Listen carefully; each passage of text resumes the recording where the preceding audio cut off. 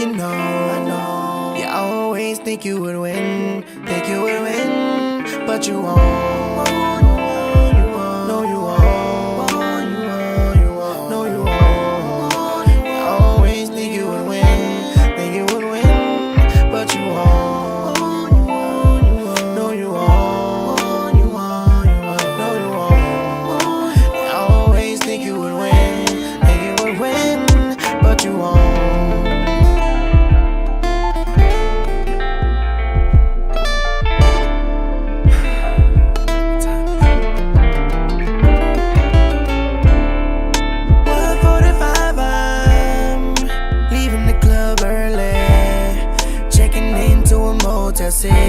Motel 6 with a chick. What am I doing? I got thoughts in my head like damn, I'm fucking up again, not again. So I leave, so I leave, so I leave. Not again, so I leave. But as I leave, I see familiar faces that kinda look just like my girl, but she's with a friend, with a friend. What friend? Yeah. I get closer and closer, and I realize that's my baby with some dude. What is she doing with him at a Motel 6? Oh shit, oh shit, oh shit. I can't even pretend like I'm not with her, but she's with him. Oh shit, oh no, no, oh shit. And I can't even pretend like I'm not with her, but she's with him. Damn. And I can't even pretend like I'm not with her, but she's with him. Yeah. Can't even pretend like I'm not with her. She's with him.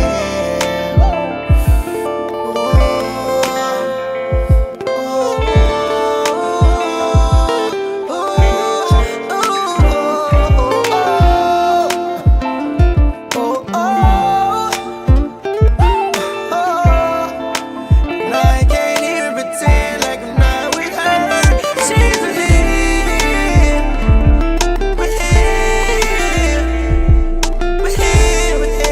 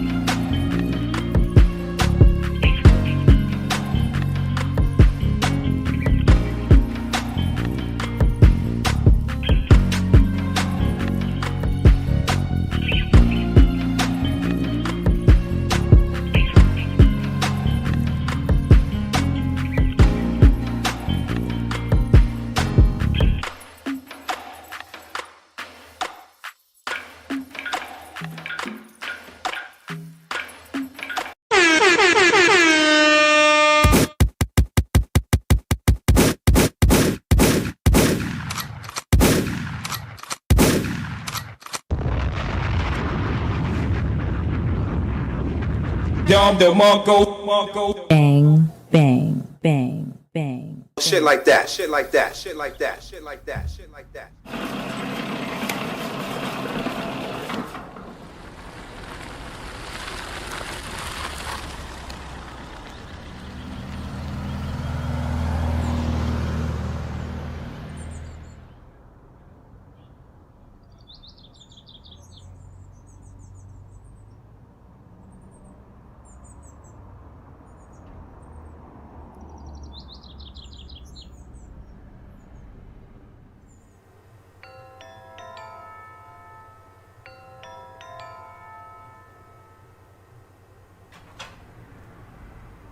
Wait, you're not Tyrone.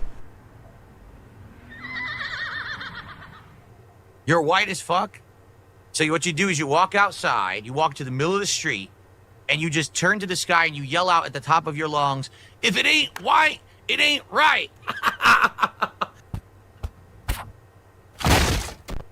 Hold up, what'd you say? Oh no, an urban style individual.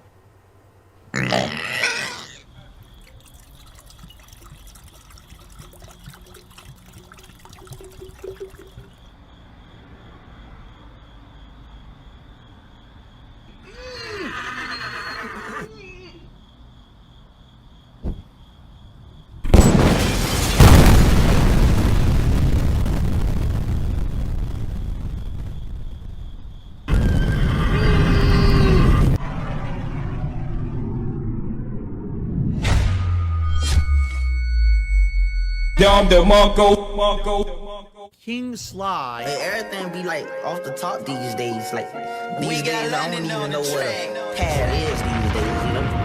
Yeah. Gang.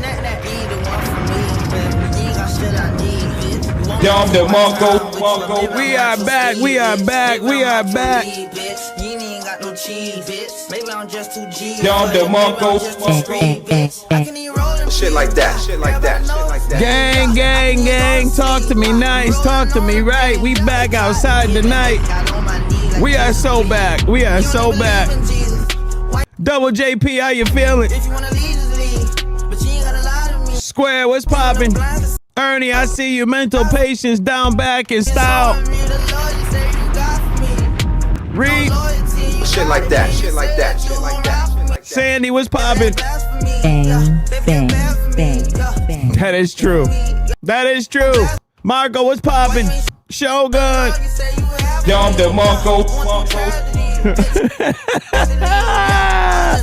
I'm Vitiligo for real, baby. Kaz, what's poppin'? Oh yeah, we better. Shit like that, shit like that, shit like that. Gang, we back outside, man. Back at it, look at crack happy. We back outside, baby. It's been a minute. It has been a minute, ain't it?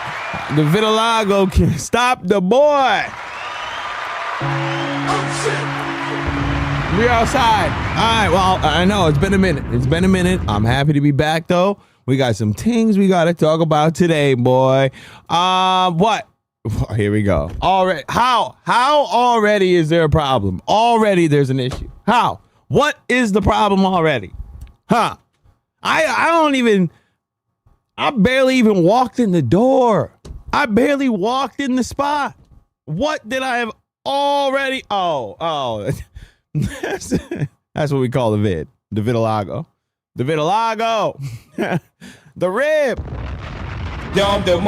Yes, so today we are going. Today, I appreciate that, Haffican. I appreciate all the love. Thank you very much. Yes, I was in a coma. All right, I was in a little coma, but we all right. We better now. We back outside. But this is what we're going to do. All right, today, this is what we're going to do. All right. What the plan was originally was, you saying you had vitiligo. I take it. Yes. So the plan was originally was obviously the whole thing dropped, right? We were going to take a look at the drop. Pause. Not the drop that Biz likes of Chozo. I'm talking about the quartering drop. But I have to address two things that happened. So it's going to have to turn into a part 1 and 2, which will happen. The part 2 will happen tomorrow. So whatever we get through today, up until the time we go, whatever, I don't know how long it's going to take me to get there, but then we'll just finish it up all, whatever. All right. Obviously, it was way too late in the night anyway. We would be doing this until like 1 a.m. It's not, yeah, right. X, right. So obviously we would be here till like 1, 2 a.m. if I did this right now, right? There's no way ever I could ever finish it, but we're going to start it today. And we are going to finish it up tomorrow night. But anyways, slacker, right? I know. I'm not the 7-hour bowl. All right. I will have to stop and smoke a big. I guess it's going to be a long time for me. So yes, but I have to talk about Richard, okay? Because I was sent a disturbing video that I think I may have blocked out of my memory, but I have to take a look at it, all right? And I also have another one of Rich crying about the Joon the King and also crying about Filipio. So I have to take a look at that. And then, but before we get to any of that,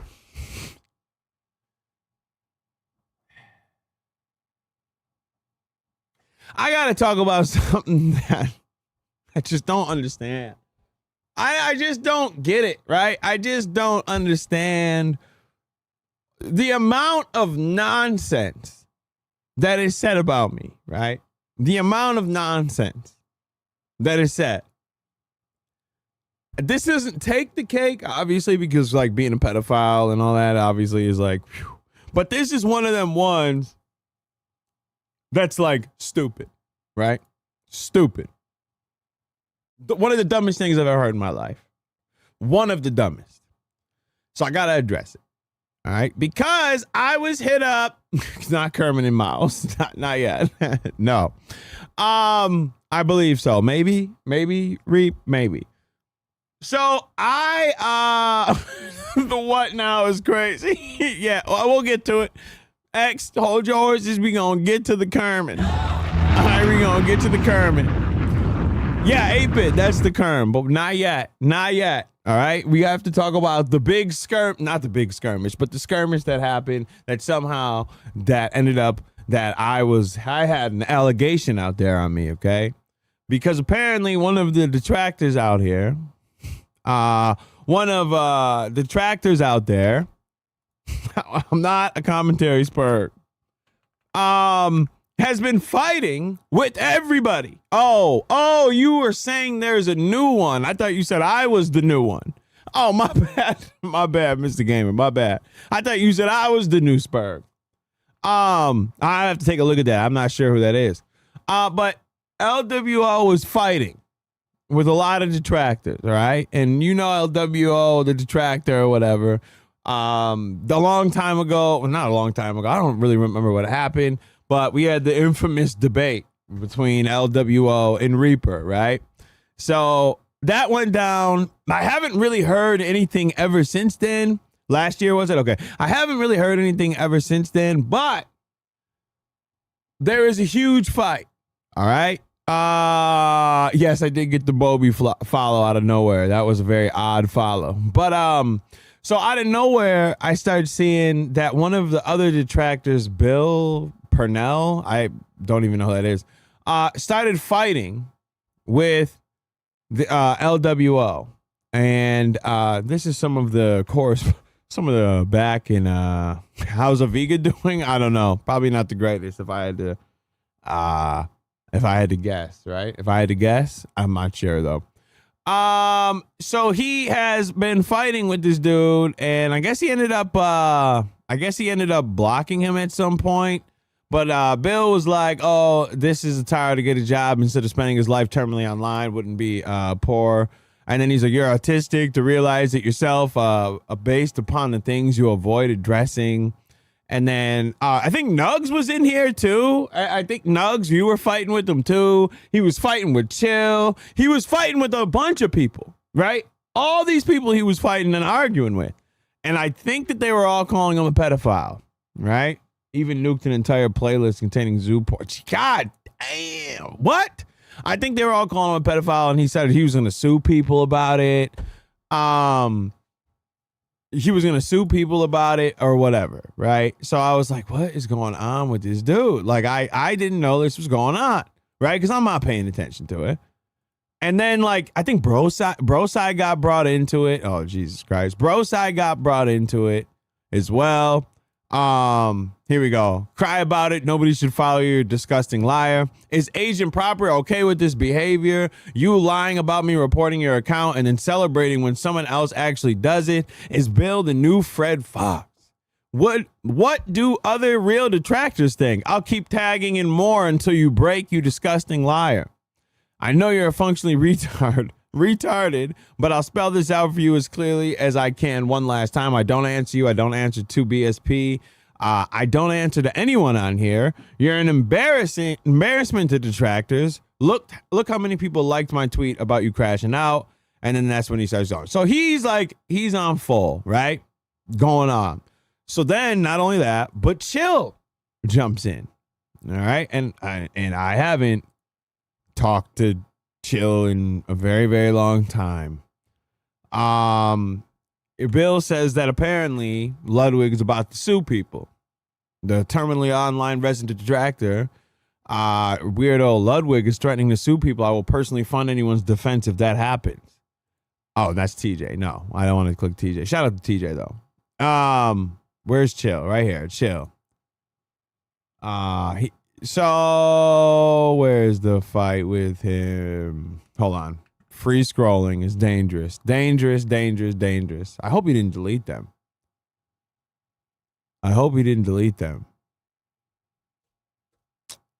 All right. Anyways, he might have. Hold on. I have them.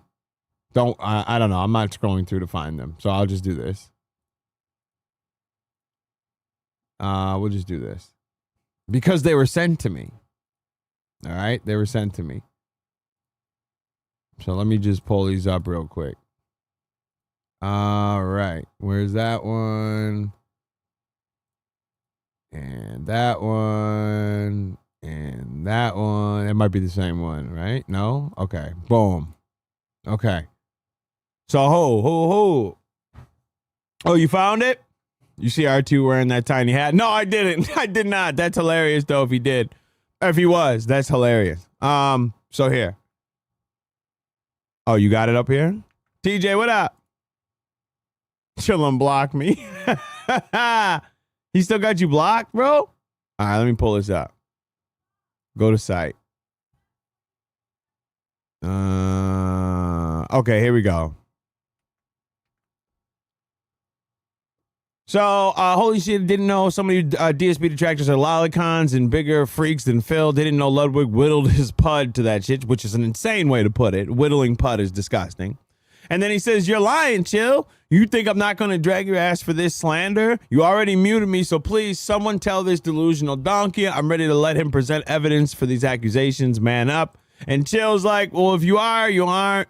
If you are or aren't, I just wanted to see if you are as mentally, emotionally unstable as Uncle Phil, as we all been seeing lately, and I'm right. Thanks for the chuckle, retard. Take a break from the PC, right?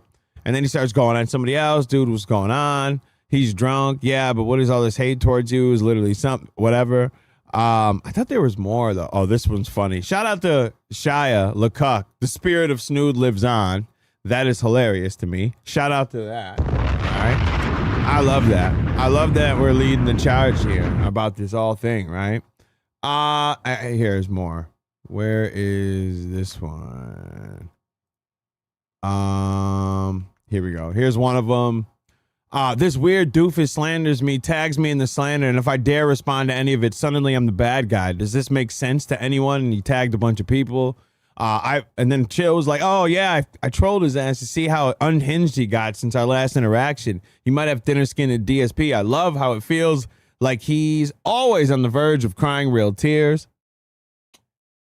Can I just say, can I say that the cry real tears thing, like, come on, the gang owns that, all right? Trademark of the cry real tears. That's our lingo, all right? Crying real tears is definitely gang lingo. Mace, what's popping?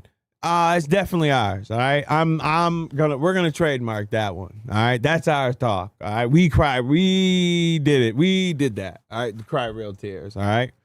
Yeah, exactly, Style. That's gang speak right there. But anyway, so it continues. And it proves you right that he does nothing but sit on the computer in a shack, looking up things about him all day, if not spurring about politicians that don't care about him. This, and then, okay, that part. All right, boom. I think there's one more. Oh, no, that's the first one. Okay, boom. So I'm chilling, right? I didn't even know any of this happened. Because why would I? Why am I paying attention to Chill? Me and Chill haven't been, like, cool in a minute, right? What? Why would I care what's going on about this, any of this? So I saw the bill part. I didn't see this, right? So then I get contacted.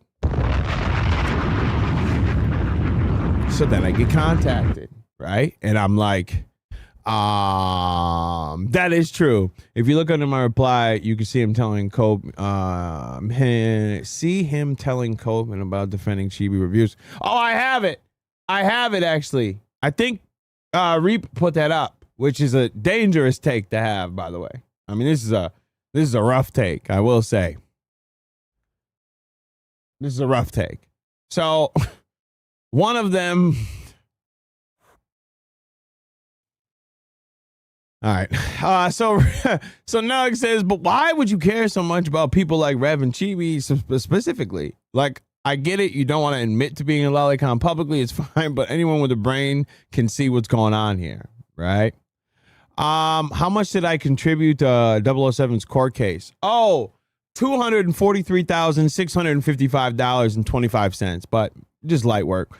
You have a screw loose in the noggin. Unless someone is my best friend or family member, I honestly do not care what they do in the privacy of their own home, as long as they're not harming anybody. This is an extremely common belief that you've abandoned because you're pro-censorship nanny state fascist. Now, I'm just going to say this. Not the greatest take. Okay? Not the greatest take. Because when we're talking about what people like liking Lolicon and saying I don't care, does that mean the PS5 is paid off? No. Why would it be paid off? He bought it for me, remember? That was the story. Why am I getting an alert for the roast of... Why would I care that they're roasting Kevin Hart?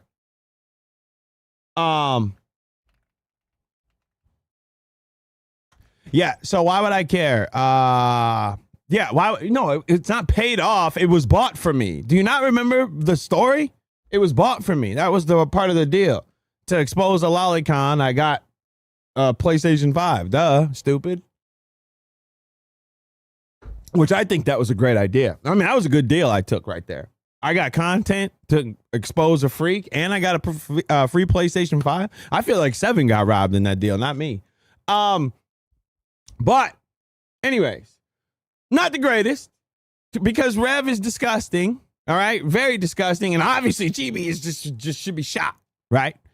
Shot. Yeah, Kevin Hart, the roast of Kevin Hart. What? Yeah, not the greatest take here. But I get contacted, all right? And the only reason I'm bringing this is because I'm going to say this is because he got a little mouthy with me, all right? I ain't going front, pause. I mean, he started snapping a little. He hits me and says, yo, what do you think of this? And I said, what do I think of what? Like, what do I think of what? He's like, well, what do you mean what do I mean? It's right here. I said, bro, I haven't been cool with Chill in eons, bro. I don't talk to him because I don't know if this is like you wanting me to contact him and stop it. I don't know what you want me to do. I don't know what you're asking me to do. I said, bro, I haven't really talk to him in a minute. Yada, yada, yada. And then I get hit with this. Yo, why did you offer $300 to enter in somebody's Discord? What was his name? Oh, Ann Lee's Discord. Why was I going to give $300 to give to somebody to enter in a Discord? And I'm like, what? What are you talking about? No, I'm not going to leak. No, I'm not going to show DMs. I don't leak DMs, bro. Only you do that, not me. I said, what? What are you talking about? I'm just kidding, Reaper, by the way. I'm just kidding around. But no, I'm not going to show him. Doesn't need to. Doesn't need to. Unless it comes out that I'm lying, then it would be a whole different thing. Yeah, thank you, Reap. There you go. Yeah, so why would I ever offer $300 to enter in to a Discord? Why would I pay someone that much money? Why would I do that? And then I was like, do you have something me saying that? And he was like, whoa, I don't have to show anything. What? I'm like, all right, but I mean, whatever. I guess people just say whatever now because it's like, what are we talking about here? Why would I pay someone $300 to get into a server so I can what? Why would I ever give someone that much money to enter into a server? That is insane. That is insane to me. I would never offer that. Now, I might have joked and said maybe we should find out what's going on there because every single time one of these freaks get brought up, Ann Lee's name gets brought into it. I don't know anything about him. I've never had a conversation with him. I've never talked to him. Anything, nothing. No interaction. But why is it always... Wait, why is... No, he said that I offered somebody $300 to get into Ann Lee's Discord. Never happened. It never happened. Why? I might have said, yo, we got to figure out what's going on here, right? What's going on? I might have said that because every time his name's brought up in all these freaks, but I don't know nothing about him. I never made an accusation about him. I've heard people assume or think. I've heard allegations, but I've never made anything public. I don't know anything about him. Yeah, right. It's not like, so I would have never, I'm never paying $300 ever for that. You see here, Ann Lee speak for 5 seconds and know all you need to know. Yo, X, I'm crying. Yeah, I would never offer that much. So I was like, so can I see something? He's like, oh, it's funny or something like that. People want to see proof now. And I'm like, all right, bro. Don't come to me. I would never do that. I would never, ever do that. Ever pay that much money to go into a Discord server. Are you kidding me? No. Now, I put bounties out there. Yeah, $20. I said, hey, I'll talk to you. I gave $50 to a bull that gave me tweets that he dug up for me. Of course. Do you think that I'm ever... By the way, that dude, I don't even think he ever claimed that gift card ever. No, he never responded to me again. I sent that in March. So I don't know. It's just been sitting in our DMs. He still has not said anything about it. I don't even know if it's good, if he claimed it or not, but it's sitting right there. I can't see paying any money just to enter a Discord. $300? $300? Are you nuts? Way better, bruh. Way better. You know how much DoorDash Biz can get out of here? Bang, bang. Shit like that. Bang. Shit like that. Shit I'm like gonna that. blow Shit like that. 300? No, absolutely not. So when he said this, I'm just like, yo, this whole thing over here is just wacky now. I don't know if he was just picking and trying and prodding because maybe I'm not going, because I didn't dive out there and defend because I'm not jumping out to fight for a man ever. So no, I'm not doing that. And I'm not, but I did say I would try to get a dick because he said, well, I did ask this because I will say this because this was insane. He said that he was like, well, I'll leave chill to molest kids. And I was like, wait, what? Because like I wasn't, I'm like, wait, what did you just say? I said, do you have proof of this, that he said this? And he was like, well, I'll show it when he provides it. I'm like, oh, so we're just saying that he does this. He's like, well, that's what everybody else is doing. I said, all right, B, all right. I'm not sure. I don't know about that, B. That's a little insane. That's a sick allegation to throw on someone just like that, right? Like we can't say like when you like takes like I don't care what they do in the privacy of their home when we're talking about viewing lolicon. That's not a good take to have, bro. That's not a good one. That's not a great take to have. That's like, well, if they're viewing child CP, well, I don't care if they're in there and they're not hurting anybody. They're just watching it at home. That's not a good take. So when people say that, obviously people are going to come to that conclusion. You can't not come to that conclusion when you say things like that. So why say things like that? Why? Why give a reason? Why give that to them? That's all I'm saying. I that's all I'm saying about it. I thought the whole thing was very random. Yeah, Reaper's nutting over this, by the way. I think it was very weird. I thought that was very weird. Look at he cannot stop with the sexual shit today. God damn.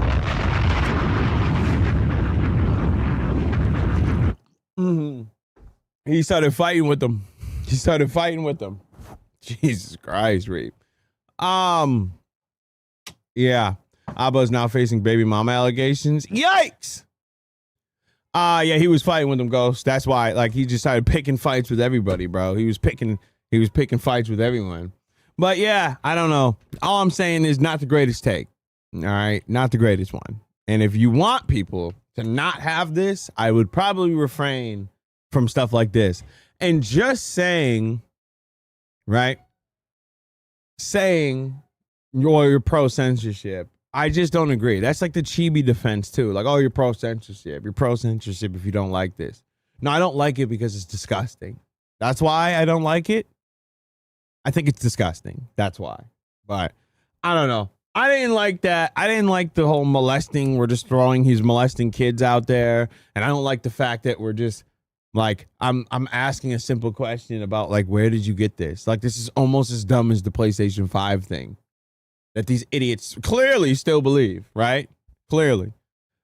It's very dumb. It's very stupid. It's very dumb. Very, very dumb take. But apparently I offered $300 to enter into a Discord. If I did that, I'm telling you, to whoever I said that to, you were never going to see that. I know I never said that. You will never see that money. All right. I lied to you. All right. I will never pay $300 to enter in a Discord. I would just send somebody in there. I mean, low key, I'd probably just send Ghost. I mean, for real, if we keep it in a stat, I'll just tell Ghost, get in there and tell me what's going on. Why would I pay $300? Like, why would I pay? Saying Reaper's nothing all right. All I say was don't make his head bigger, but I'm the one talking. You are. You sent him prawn, and you're saying his pain's big. All right? You're talking nasty. I mean, you're facts, right? Let's just keep it a beat. Why would I ever pay when I can just send Ghost? But anyway, off of that. Let's get to the fat dude. Shit like that. Shit like that. Shit like that. It has been a long time. It has been a long time, Kerman, because we haven't talked about, not him, the fat bull, the other fat one. The fat one that says he's not on Ozempic but loses 200 pounds in 20 minutes, right? That fat bull. We have not talked about Dickers in a very long time. All right? We have not talked about him in a very long time. Well, yeah, since before the Chan dropped, right? Before the Chan dropped, we have not talked about him. But we are today because there's one clip I have to show. Speaking of, since Biz can't stop talking about Kerm today, funny enough, 8-Bit Eric DM'd me this when I was comatose. And this is a story of him telling the internet on the May 1st his rendition of when Dickers nutted in his own mouth. So we're gonna take a look at this right now. I was about going to work. This girl I met at college, she came back to my place, and we just didn't. I left with blue ball, and I remember. So I was like, I'm like, dude, I cannot go to work with these blue balls. So Say, by the way, you're in college, and you're with a girl, and you couldn't slay. You couldn't close the deal during college. What? That's how that you had to leave the chick to go home and come? And you thought the greatest idea was to splash in your own whatever, man. That's sad. I DSP'd myself. Oh, DSP'd, and dude, I shot a rope because I had such massive blue balls from this girl. It went it felt like it went and landed right here on my. Right. College. All right, me and Babe were just talking about back in the day, right? Back in the day.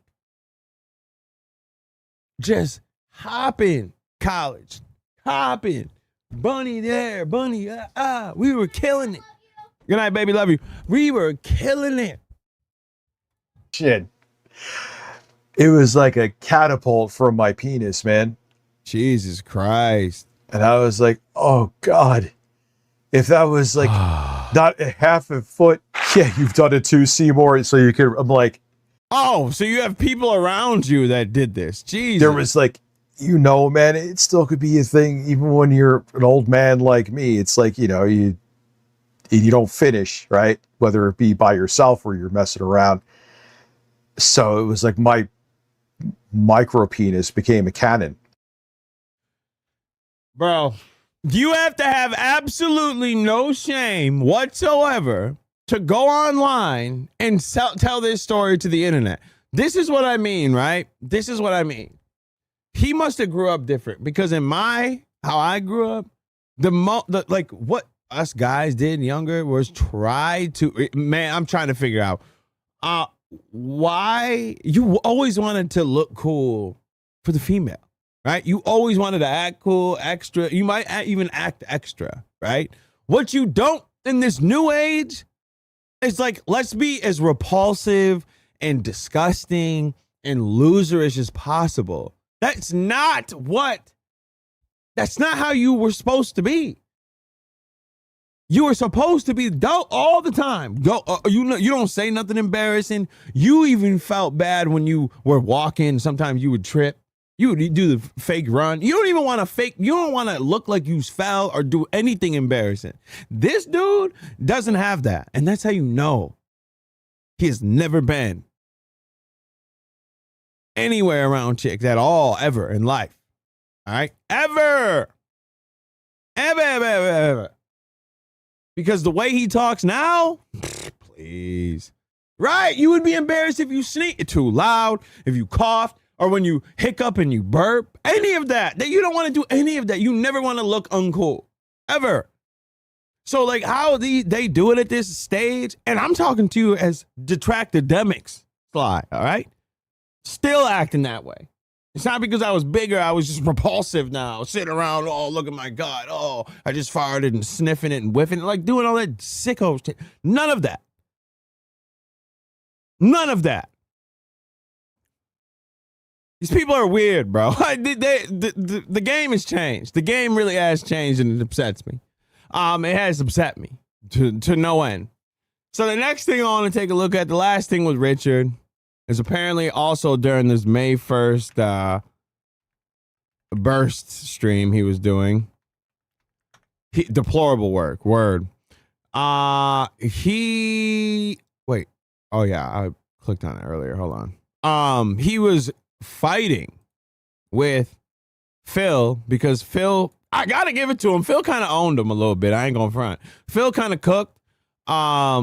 And it got him very triggered, and then he started flipping out about Joon the King. So we're gonna take a look at this, and then we're gonna get into the doc. But I can't front. Phil kind of cooked a little bit. I ain't gonna front because you can't say anything to Phil once you tattoo his face on you. You automatically lose at that point. Phil owns your life. Once you tat his face on your body before your kids, Phil owns. There's nothing you can say at that point. Because you have taken this obsession way too far. Once you put ink permanently on your skin of another man you don't even know, before you even have anything about your kids you have been known to neglect, right? Known to neglect.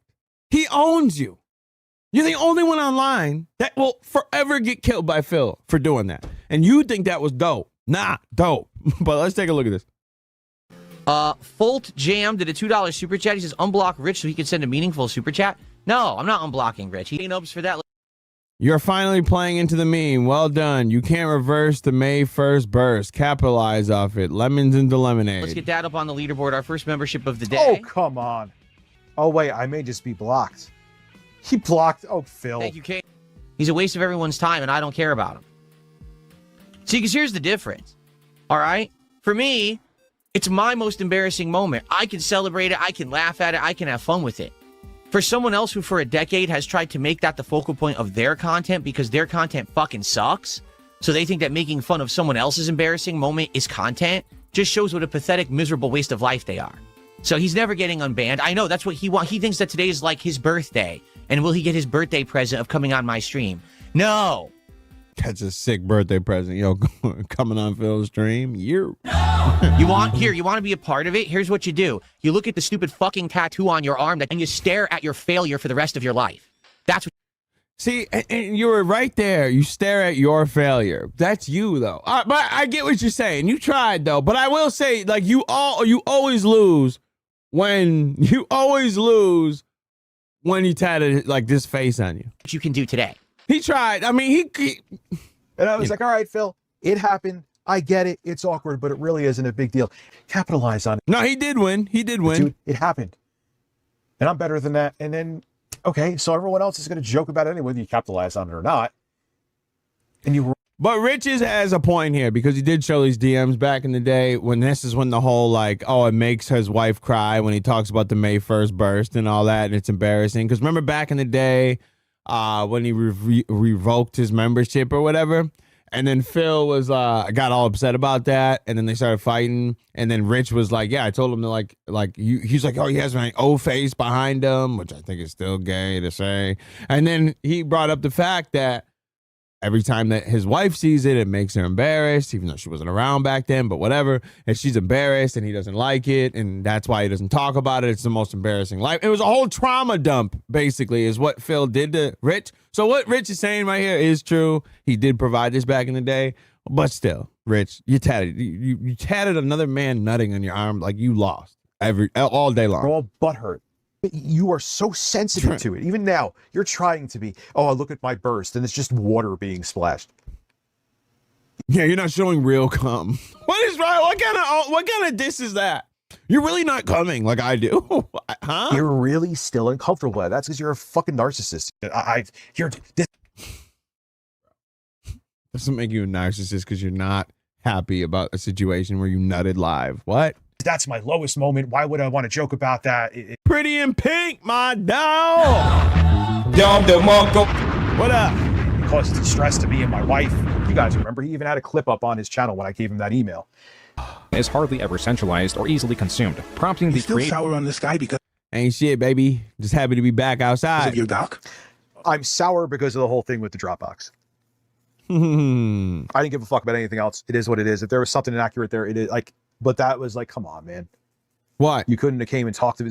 Like, I get you're going to make. Come talk to you. You put it out. You outed yourself. I don't know why you still like can't grasp that concept that you outed yourself. You made that situation 10 times worse. You did that.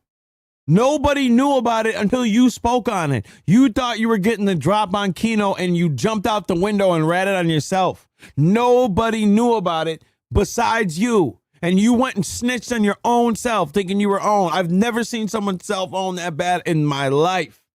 Thought he was getting ahead of it. Emergency stream. We got to talk about this. Started to do the whole moral fag thing he was doing. And then he outs this and it's like the worst mistake of his life. And then when Kino's watching it live, like, we weren't even going to talk about this. I don't even know what he's talking about.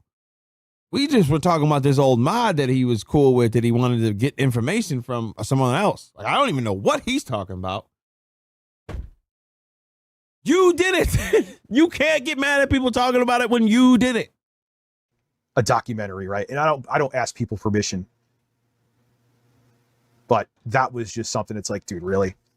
Really what? They talk about something major like that I learned you should be more careful with. What? They're saying before we had iCloud. That's one of those stories that there's nothing you could have done besides pay attention to what you said, bro. Because you're the only one that outed that. That's not like a story that people, like in your content, something was shown, they picked up and just started running with it. That is literally the only story that was from the horse's mouth. You said it. You outed it. Nobody knew about it. That was new lore that hit the streets that day. You did it all. So there is nothing that you can say to refute it because you did it. Nothing you could do at all. Nothing. So yes, he's going to bring it up. That is a major point of contention in your history, right? From now on, you outed something that should have never happened, and damn sure shouldn't have been put out publicly, gang. We used to upload like vacation photos and shit to the Dropbox, right? Oh, let's see this rendition, right? Let's see this rendition of it. John Riley, how you doing, my brother? How you doing? And actually, Google Fish, who doesn't come to the streams anymore, he sent me the picture of that dude with there's like that. Remember that dude, that black dude with the giant dick? And that was in there. That I was like, first off, all right, so if I was gay, who gives a shit? But secondly, it was just a fucking meme, obviously. But yeah, they all went with that, man. Went with it. Went with the story. They all went with the story that I told them. That how crazy that sounds? I went with they're all going for it. You said it. And they expect me to sit there and like walk on fucking eggs with them. You guys. No, it's very weird. And let me tell you something about the Dropbox. And in the beginning, because I was trusting the word, not trusting, but the people that were talking about it, there was like, they weren't saying there was anything too crazy in it. Jay, when he was beefing with them, even didn't put that out there and said it was anything. And Jay's known to lie. We all know that.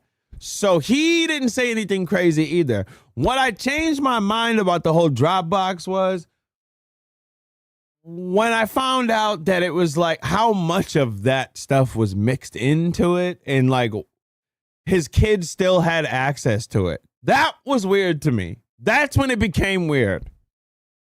I didn't know that at the point. All right. And of course, now when I look at Jay saying, oh, there was nothing crazy, because in their world, they send BBC to each other. They think that's funny. Everything's like homoerotic with them. They dock each other. Like it's very weird, extra behavior. So obviously now I don't take it as like, oh, it's nothing. Well, because they're weird. So, but at the time, I didn't know that the kids had access to it and all that. I didn't know that. So, No, I don't care what people say in videos, but if it's a video that may possibly get millions of views with flat out misinformation in it, like for example, that there was like, yeah, Ernie, my fucking Dropbox, we're telling them I'm doing like illicit drugs or drinking, and that's going to be in there and it's going to be unchecked. Nah, dude, I'll tell you right now, I'll take your video down. So if you tell anybody that Rich is drinking, he'll flag you. Word. But tell me more about how the quartering's bad, Rich. That's it. It's that simple. So, have no issue with you going after me for things that have evidence for them, and that's okay. And I'm sure you're human. There'll be mistakes in there, but if like that's just out there and you're just going to go with sensationalizing stuff, I'm hoping you're not going to do that. But if you do, and like there's misinformation about me, but even if it's not even about my kids, if you're telling people that I'm fucking like drinking and having my mom taking care of my kids or something like that when she was until recently bedridden, the irony in that of I have to. That's not, you know what I mean? Your mom was taking care of your kids, Rich. She came out and said, can you please help me with your kids, Rich? They're going crazy. How is that misinformation when, again, you streamed it? I'm like lost at it. Just because you live an embarrassing life, you can't shame people for then recounting the embarrassing life. Next time, don't show it. Next time, don't talk about it. And no one would ever talk about it. Oh, my God. So, again, it has nothing, anything can be spoken about. The internet is the internet. Everything is public. But if there's blatant misinformation in there, I'm not Phil where I pretend to have a family. I actually do have a family. That you didn't care enough to visit in the hospital. So I don't want to hear any of that family talk from you. When your kid is going through a life-altering situation, detrimental to our life to this day, you could care less. You couldn't be bothered to go visit her. I don't want to hear anything about a family, anything. At all. I don't want to hear about a family, nothing. At all. Not one word. Can't have misinformation with someone of that stature on YouTube putting it out there and just be okay with it. I don't know why he wouldn't ask me personally. I can, apparently he's working on this. Joon, you are more than welcome to ask me any questions you want. I can confirm or... Yeah, we know. You're going to lie. You're going to make it, and it's going to be catered to you, looking good in the situation. Oh, no, you just don't understand. I'll explain it. Because all detractor channels that are against against Rich are all fake, right? All misinformation. But when they're with Phil, it's totally true, all of it. Like I love the blatant hypocrisy. Anything that you would like. I'm here. I'm not Phil. I am easy to access. They are still so ass hurt that I didn't give Pat go to Pat and give him a heads up because I made a video about their stupid fucking take about Diablo Immortal back in the day. Because it was a brilliant thing to say, don't you guys have phones? Yes, because that's everyone. They're dying to play Diablo Immortal as a mobile fucking app.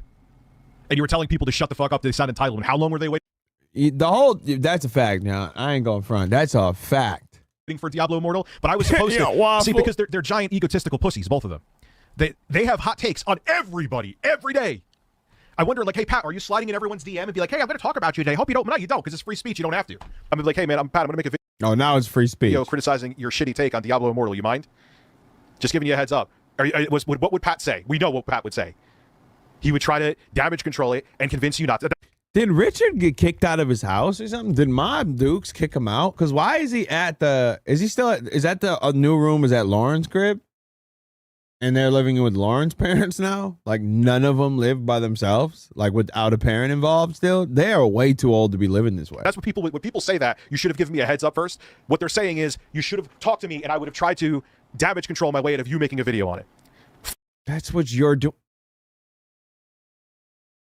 Why would you say this? Why would you put yourself in a trick bag that you'll never be able to use that again, and then you use it knowing you said something that stupid? Fuck you. No one owes me that either, and I don't think so, that. X. My thing is, though, John, with Joon the King, okay, I'm right here. I'm very easy to reach. I'm not looking for him to send an email to AOL.com. It's strange to put something together. The person's willing to speak with you about anything and just not contact them at all, looking to just paint me in a bad light. I don't know. That very, very well be the case. I don't think Joon the King is like that. I just do find it funny he hasn't come to me. If he has, for example, in the documentary that I'm doing drugs, which I'm not, then I'm going to have to step in. That's what I said. It's that simple. And I still hold to that too. Yeah. So all these retards that run around and say I like lolicon, pedophile, beat my kids, I should probably flag them all then, right? Under those same? I should probably do the same thing, huh? I should just flag and kill them all. All right. Why not? Why not? Right? Because it's blatant misinformation. How about you just ignore it? So it's a little bit different, Phil, than you on May 1st, 2016, Philip Paul Burnell didn't realize he had the camera on and started stroking his penis. Jasper isn't going to be traumatized by that, Phil. What he's talking about at all. I think he mentioned something about I'm not voting for Trump, trust me. Like a Dropbox or a Discord or something. You know what I mean? Like just random things he's referencing. The layperson has no clue what he's talking about. Like what? I'm not in on this shit, right? But basically he's referencing specific things, right? And then he goes, well, if he mentions any of those, I'm just going to have you know. Just listen to this. I'm not like Phil. I don't have a fake family. The importance of this catch was that both Rich smoked stream and the Kino casinos were live simultaneously. The Kino casino dug up some minor drama and titled the stream Review Tech USA Exposed. Rich, likely seeing this, decided to address what he thought the drama was. A terrible attempt at trying to get ahead of something. One of the worst. It's going down in history as one of the worst ever created. Speculation that opened up a can of worms no one knew about but him. All of a sudden, I'm looking in Dropbox, and if you have the Dropbox app, for those of you who are... Look at that. I remember being at work watching them so confused throughout this whole entire situation. Familiar. You see, the recent, whether it be apps or files that you've been using, and I'm like, why the f*** am I seeing pictures of my ex's other kids? What Rich just admitted was that his Dropbox was recently hacked. The hack was of Canadian origin. Within that who lost his restraining order case. Oh, cool. Dropbox were images of his ex's kids in bikinis. But it was set up in that way because they all had a shared account. Rich verifies the story by calling who he claims to be his ex-wife. Quick question for you. Not ex-wife, ex-fiance. Ex-fiance. I was never married. I just don't want to get that right. I'm going to have to put a sign behind me. I was never married. That has been something for years. Not trolling. Just in general. I was never married. Can I put that out there? Is there a way you can look that up? I'm sure someone fucking will. I was never married. as you're Yes. as you're sleeping. Those pictures in my Dropbox. Why are they there? Because my kids used to upload their phones to our Dropbox. Before they sold them, correct? Yeah. Before they trade them back in. Okay, that's all. Go back to sleep. As these streams are going on, suddenly the pieces are falling into place as to why Rich decided to come forward with the existence of these photos. We had Rich exposed I think this is the first time. literally about something completely different, and he thought he was hacked. He was using a VPN that had Saint Sue Marie apparently or something. And they were trying to flip it that I was like messaging kids. No, when nobody's No, I don't know nobody what even it is. said I anything. know what Wait, it is. Look, guys. Ashton has said this on the previous intro, but we never got to it. You're talking about when he talked to the 16-year-old kid about like hacking Yes. Discord to like yeah, no, infiltrate. so what we were going to present on the show is there was this 16-year-old troll who Rich doxed and got his information from Facebook. And then Rich was threatening to call the troll kid's dad and call the police on him. Oh, that's what it was. The troll. I thought it was a mod he was scolding that he wanted to get info. Okay. Him, unless the kid infiltrated the Big Cheese Crusaders and told Rich all their plans. That was the segment. My Sexy Coco, my Dropbox got hacked. And now there's someone using it because the mother of my children, her kids, when they got new phones, would upload their pictures to my Dropbox so they wouldn't get lost. So now that someone broke into there, they're trying to make it look like I had... Just use your fucking imagination, okay? They look through my tax documents, they look through personal information. No, I had two-factor authentication. I had it for a phone number that why did I say it like that? That I basically only use for that. Apparently, that's not enough. I don't know how they hacked me. I don't know.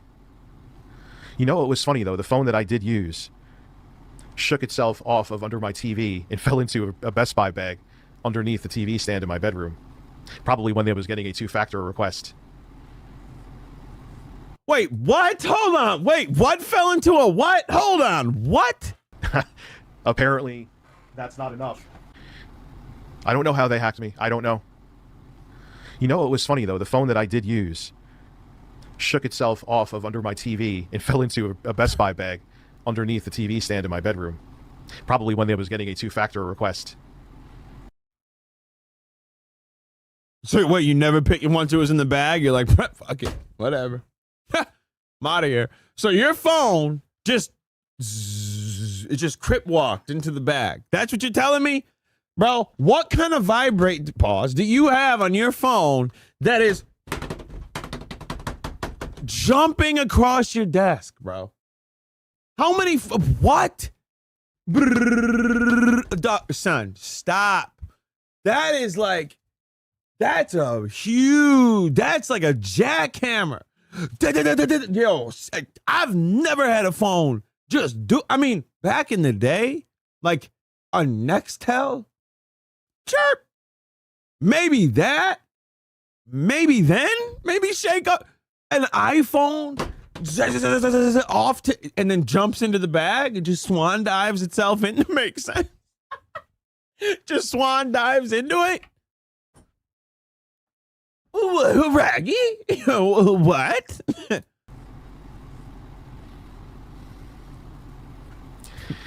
No, we back, baby. Man, oh man. Come on, Now, dog. let me go back. This poor broken soul right here that lives in a peak of a trash church here. February, he sent me the PC. Okay? I got the PC, and you have to understand that Rich is a very, very, very he's terrible. Absolutely terrible at planning his content, dealing with the assets for editing, for audio, all of that stuff. Like, if I asked him for the original file for the RTU logo, it would take him forever. So I didn't know what's in any of the folders. Keep in mind, I'm friends with him at the time. So at the time, I get the PC, I'm excited. I want to stream. That's what I'm doing on it. So I don't go rooting around the PC right away. What I did do, though, was I'm like, I don't need all this shit on the desktop. What is all this stuff? So rather than me start deleting things randomly, because remember, again, I'm friends with the guy. So I'm like, I better make sure I'm not deleting anything that has to do with the show or anything stupid like that. Because he said... Have you never seen his house and how he lives? Because he lives like he lives exactly like Asmongold, but just way less money. Like his house, his streaming setup is in the middle of his kitchen. I guess if you want to call it a kitchen, that's full of old white YouTubers. Oh my God. It is disgusting. Disgusting. The whole thing with everything on it. So at the time, the Dropbox was attached to the desktop as a folder. I opened that folder back in February, and it was just a folder. I didn't know what the fuck it was because I just got the PC. I've been a Mac user forever. You guys know I've edited on that. I've never used Dropbox in my life on PC. We use Google Drive. So I didn't know that you could turn it into an icon on the desktop and just make it look like that. So basically, and I'll say this once again, because this is what happened. And I will also say that I told somebody directly after the fact, because when Rich said that his Dropbox was quote unquote hacked and that there was that shit was in there, I know for 100% fact that what he's talking about and what he said was in the Dropbox. Friends with him at the time. I don't go through it and check it all. I do, however, click another file, and it's essentially, like I said before, this like little porn fucking GIF. You can call it porn. You can call it a sex meme. I know a sex meme. Now what it is, but that was a sex meme. That spot. So there was like 2 of them. Rich sent me that with it all connected. So at that point in time, I saw that, and that was what was in there. Now Rich said that he had that stuff in the Dropbox. I saw like 3 photos of his like ex-wife's daughters, and one video of his ex-wife's daughter making like a YouTube channel. And I was like, I don't fucking know what this is. I know who they are, but I don't give a shit. How do we get rid of all this shit? Now let's flash forward. Everyone's been saying that, oh, he has porn in there. He has all this porn, and he also has it in the same folders. Again, I'm telling you what was in there. Hold on. Let me just show M real quick. The crib. Please. Look at this house. Look at this house. Oh yeah, look. The PC's up and running now, so that's good news. Look, in the middle of his kitchen next to the fridge. There's the loft where I live. And he lives with somebody. You guys know that. You guys know that loft, and you've seen everything else. I'm joking. Look at the crib, though. Just recently got that randomly turns on my kitchen area. Look at That's this the setup there. And he like took everything that was in the attic and threw it in a pile. It was like, yep, Christmas is done. We're decorated, folks. Look at, ain't wash a dish since Nam. He ain't bust a sud since Grenada. Kitchen area, the living room area where the cat sleeps. Anyway, sorry. I just so y'all could know, all right? And I spoke to the person who actually sent those files to Rich in the first place, which happens to be Google Fish. And if you've watched any of the shows, you know that Google Fish could be. It's promising, right? But he jacks it up. Send those stupid gifts to all of us. I have them currently on my fucking phone right now because of Google Fish on my Facebook Messenger. So I don't know how they got in the Dropbox in the same folder in the same area. I don't fucking know how that happened. That's where it was. Do I think Rich was like putting him in there and being like, I'll put him in the same folder? No, because Rich also has no fucking clue how to organize jack shit based on his desktops, and everyone knows that. Before, Rich and Jay had made up once again. Review Tech USA is hovering around 300,000 views for the past 30 days. It has been abandoned. Though Rich can still be found on his streaming channel RTU Streams, where he streams intoxicated. Like all creators that stream, his audience... What is streams intoxicated? Like I stream intoxicated. Jesus Christ. Like, yeah, I'm stoned right now. Intoxicated. You do kind of stream intoxicated. The word is technically true, but you're making it like, hey guys, how you doing? I just have... What the fuck? You're intoxicated. What are you talking about? Therefore, increasing the interactions. What else is he supposed? I've been watching you for years. What do you call somebody that has taken an intoxicant and is now showing the effects of it? Isn't that exactly what he said? Why are we messing around? Why are you? Right?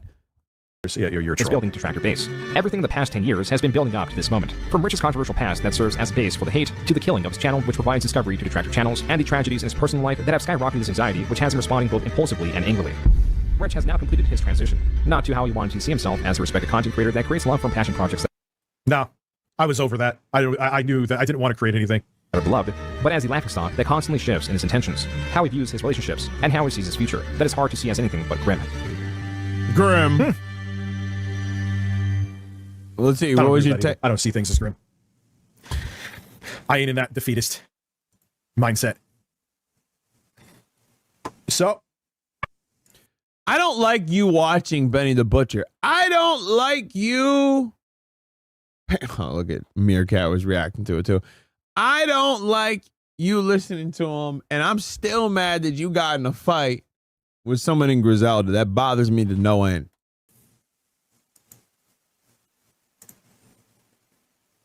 Shout out Rome. No, it wasn't that bad, dude. Oh my Lord. Oh my God, Richard. Down bad Ricky. But anyway, so that was what I wanted to take a look at, Richard. It's been a long time, right? And don't think I didn't know. I never saw the clip, but don't think I didn't know that you were another one.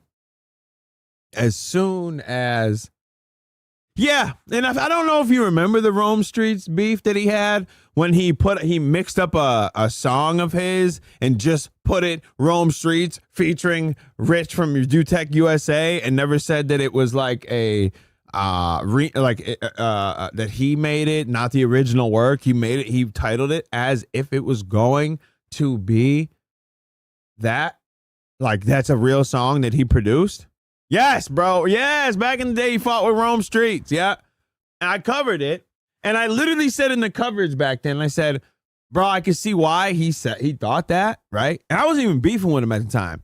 You didn't say that it was not the original. You just said produced by Review Tech USA. That's what you said. So anybody looking at it would think that you did that for him and you were placed on his song. That's not what happened. So ever since then, right? Since that time, he's never done it before. And he was like, yo, Sly was right. I should have done that. You're right. I can't deny it. You know, now everything I say is crazy and I'm not believable. But back then, boy, did anything I say, old boy would listen to me and always try to get my attention. We all remember, all right? Let's not forget how many times you would tweet at me that I would go unanswered saying, oh, Sly, get ready to clip me. I'm about to get naked. Bro, you're a weirdo. Saying, no, stop. Always trying to get my attention. All that year, you were trying to get my attention. Thank you. Yes,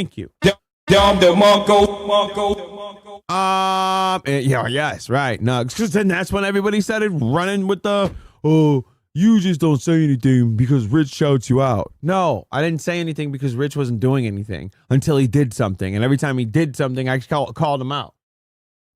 Until he caught, and I thought we had that type of situation until he took me saying the little girl too far. And that's where we're at right now. That was literally where we're at right now.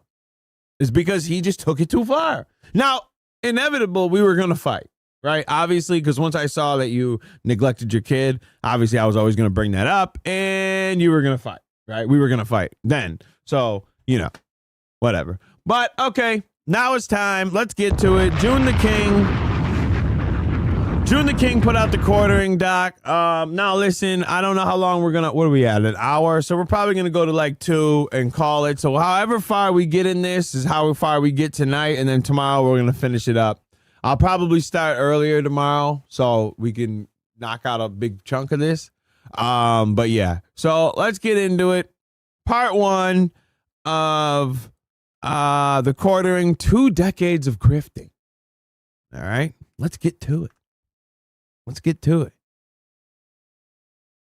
In the political commentary space, there are few as detested and as untrustworthy as Jeremy Hambly. He is Schrodinger's grifter, wealthy when there is doubt about his net worth, yet poor when fundraising through the guise of desperation. $80,000 in equipment. I've got $300,000 almost floating right now in debt. I'm saying I make well over $1 million a year just on coffee. Jeremy has an extensive history of fundraising for every facet of his business, but also a history of videos displaying his over $10,000 RC track with custom baseball mix. To answer your question, yeah, me and Biz were talking about today. That's funny. To answer your question, if I do talk about that would be, I said I wasn't going to, and I said that I wasn't going to because I think what he does is cringe, right? I think it's ridiculous what he's doing. I don't even respect it. I respect it enough that if he wasn't carrying mace and showing his gun and all that, if you were just calling them the N-word and then like standing on it, even if they jumped you, I'd respect that more. I don't respect because anybody can say whatever to anybody and pull a gun out. That doesn't get you, like, you don't get no stripes off that. So if I was, I'd probably do it with Biz and then probably do a gang only, probably on Swirl World, which should be returning soon. Fingers crossed. Might be next week. Third, his $10,000 in trading card packs, which he opens live, and his saltwater fish tank devoid of living fish, but not of aggressive monetization. Here is the fish funeral fund. Coverage of Jeremy's spending habits is often coupled with stories of his struggles with irritable bowel syndrome and his penchant for urinating around his home. When you have no mortgage on your beautiful home, you can pee in it wherever you want. And the fact that they think this is some kind of own, is weird. It's never something I denied. The combined decline of viewership, revenue, and respect for him have induced... No. You can cope and say, oh, it's not own to piss in your own mouth in basement or whatever you want to do. Whatever. Yeah, great. Anybody can do whatever. Yeah, you're right. You own it. You can do what you want. I mean, you could burn the thing down to the ground. Does that make it smart just because you can do something to something you own? Well, it's not like, oh, I can't believe I think it's an own because I pissed in my basement. No, it's disgusting. That's why. That's why we criticize it. That's why we take shots at it. That's why we say you're repulsive, right? I could do whatever I want in my house that I own. Yeah, I know. So can I. There's some things you shouldn't do. More outburst, furthering his decline, and increased interest in his history, which he desires to conceal. So who is Jeremy Hambly? What truly motivates him? And why does he have over 10 channels spread across his nearly 2 decades on YouTube? An important part of grifting is to sell with confidence or with purpose, not in the belief of the product, but for the sake of personal gain. Jeremy Hambly in the 2000s discovered that he was seemingly good at 2 things: computer repair through his employment at a computer repair shop and persuasion. This is the type of skill that I had realized working fixing computers, that I was good with people. I was good with sales, I was good with relationships, I was really good at relating to people. Jeremy, in enrolling in management computer systems courses at the University of Wisconsin-Whitewater, discovered he was not good at 2 things, just one. It was really just hardcore coding, which I'm awful at. Jeremy struggled with his programming classes, often skipping classes to instead stay home and drink. In a single semester, he was placed under scholastic probation as his grade point average dipped below what the University of Wisconsin-Whitewater was willing to accept. Jeremy, through a tribunal, was given a chance to explain why he should be allowed to return to the college. I decided to go into my tribunal and say, like, look, I'm changing my major.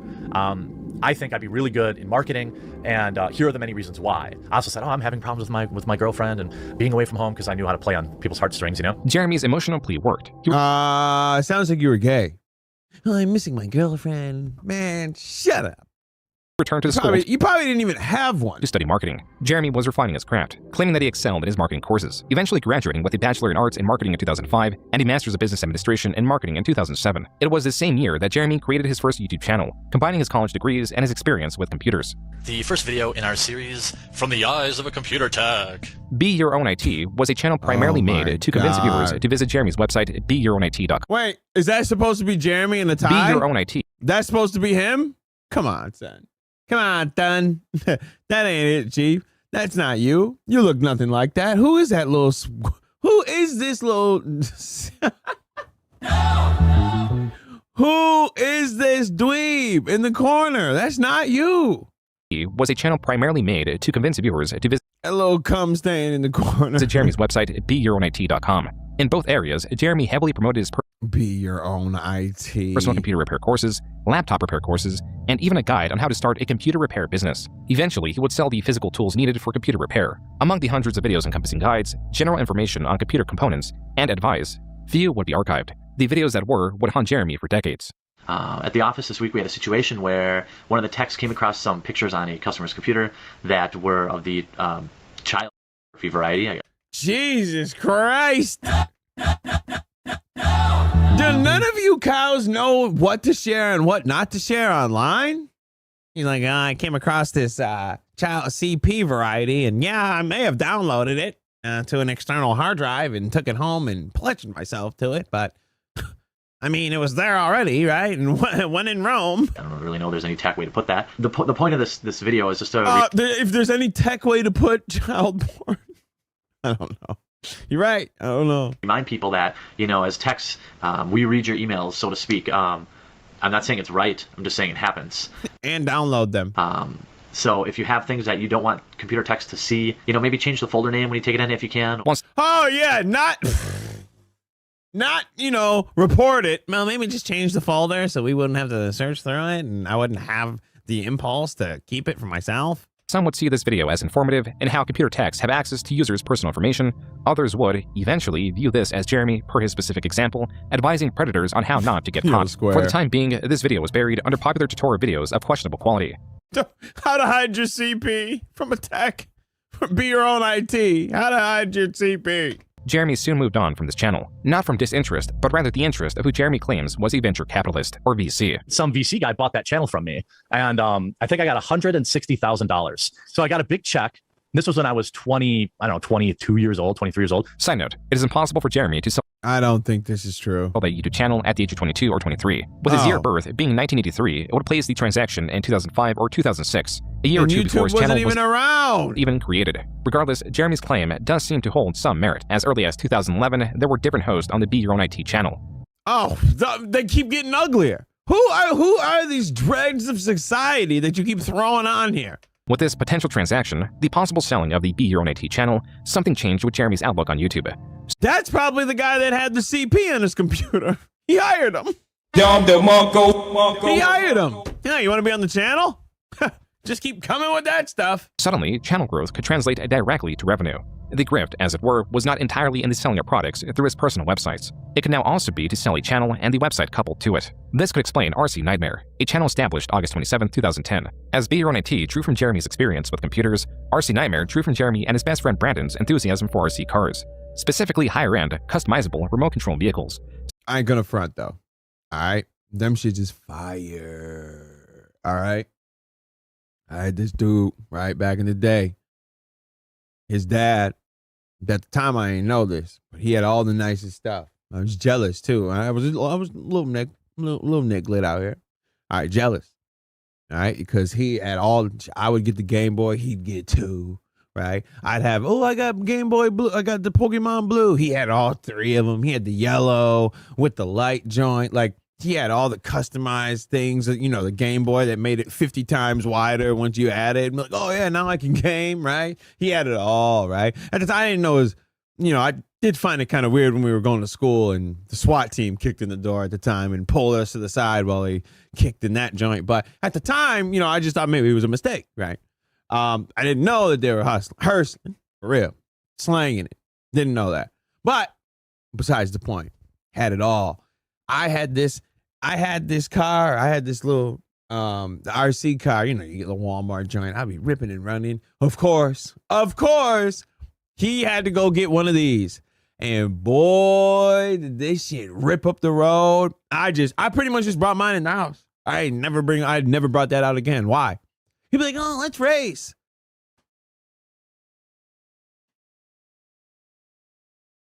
Of course I can't beat this. Of course I can't. But my dad did what he could. And his dad died, so I won. No, I'm just kidding. I'm kidding. No, but shout out to them too. This shit was dope though. These were fun. Flying up and down, ripping up and down the road. I ain't going front. Some with the ability to surpass 100 miles per hour. Jeremy and Brandon began by uploading videos. He won the battle, but I won the war. No, focusing on unboxing cars and tutorial videos on how to optimize or install components. Brandon was adept in the verbal and physical breakdown of the vehicles. From the aerodynamics to even the thermodynamics, Brandon speedily named off components and even their composition. Jeremy, they were fire. However, often spoke of personal anecdotes and the superficial qualities of the vehicles, sometimes even struggling to remove the vehicle from its cardboard platform. The other dude got technical with it. He can't even open it. Oh, this cardboard's pretty difficult to maneuver. This time I'm actually a little bit better prepared to get this thing out of here. So I won't do my fat guy struggles bit, albeit I know that's a crowd pleaser. Well, maybe you will see it. Maybe you'll get a little taste here. Jesus Christ. Brandon's videos of what a waste of a human this sort often outperformed Jeremy's. Regardless, there was not as much demand for information on remote control vehicles as there was computer repair. Naturally, this was an issue. Without significant traffic, Jeremy could not grow his accompanying website rcnightmare.com, making it both difficult to sell and more difficult to bring advertisers on too.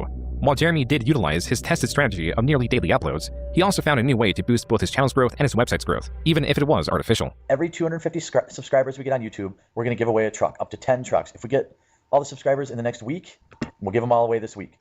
All that we ask is that you subscribe to our YouTube channel, come over to our forum, have at least 10 posts in the forum. Now these can be questions, comments, or answers, and reply to one blog post. That's it. This strategy appeared Jesus Christ to have worked. Jeremy announced the winner on November 16, 2010, and a different set of winners in January 2011. 117 participants amounts to over 1,000 forum posts. Just 1 month later, Jeremy made another RC-related channel, focusing on RC discussion with both Brandon and Jeremy present. And in just a little couple. God damn. June, Jeremy promised free T-shirts to any. He looks like he's sweaty. He looks like he was outside prepping guns for the school pep rally. User that reaches 100 posts on the RC Nightmare forum. These are likely the same t-shirts that could be purchased on the website. Separately, and still in June, Jeremy was running yet another giveaway. Rather than focusing on forum posts, the condition to win was based on referrals, either to RC Nightmare or Friend of RC. Not included was the third channel in the expanding network, under RC Flight School, covering remote control planes. Following this pattern, the RC Skipper channel was created on July 1st, covering remote control boats. These channels, relative to RC Nightmare, saw very little growth, possibly due to their lack of uploads. Though RC Nightmare would see some monetization through advertisements and an online marketplace the following year, Jeremy evidently grew weary of solely focusing on RC vehicles. This explains the existence of Score10bucks.com, a website run by Jeremy. It is also tied to this Twitter account under his name, Jeremy Hambley. As for the website, Jeremy appears to have been drop shipping select DVDs. Oh, so he's been the drop ship god. Oh, he's always done this. This is not okay. All right. But here's what we're doing with our advertising budget. That's probably why he's gangsta with the coffee. Instead of building tons of websites to promote these DVD releases or buying up ad space, we spend our budget on $10 gift cards to a major online retailer. Everyone likes free money, and getting $10 for buying a DVD is essentially getting a DVD for free. Hold on.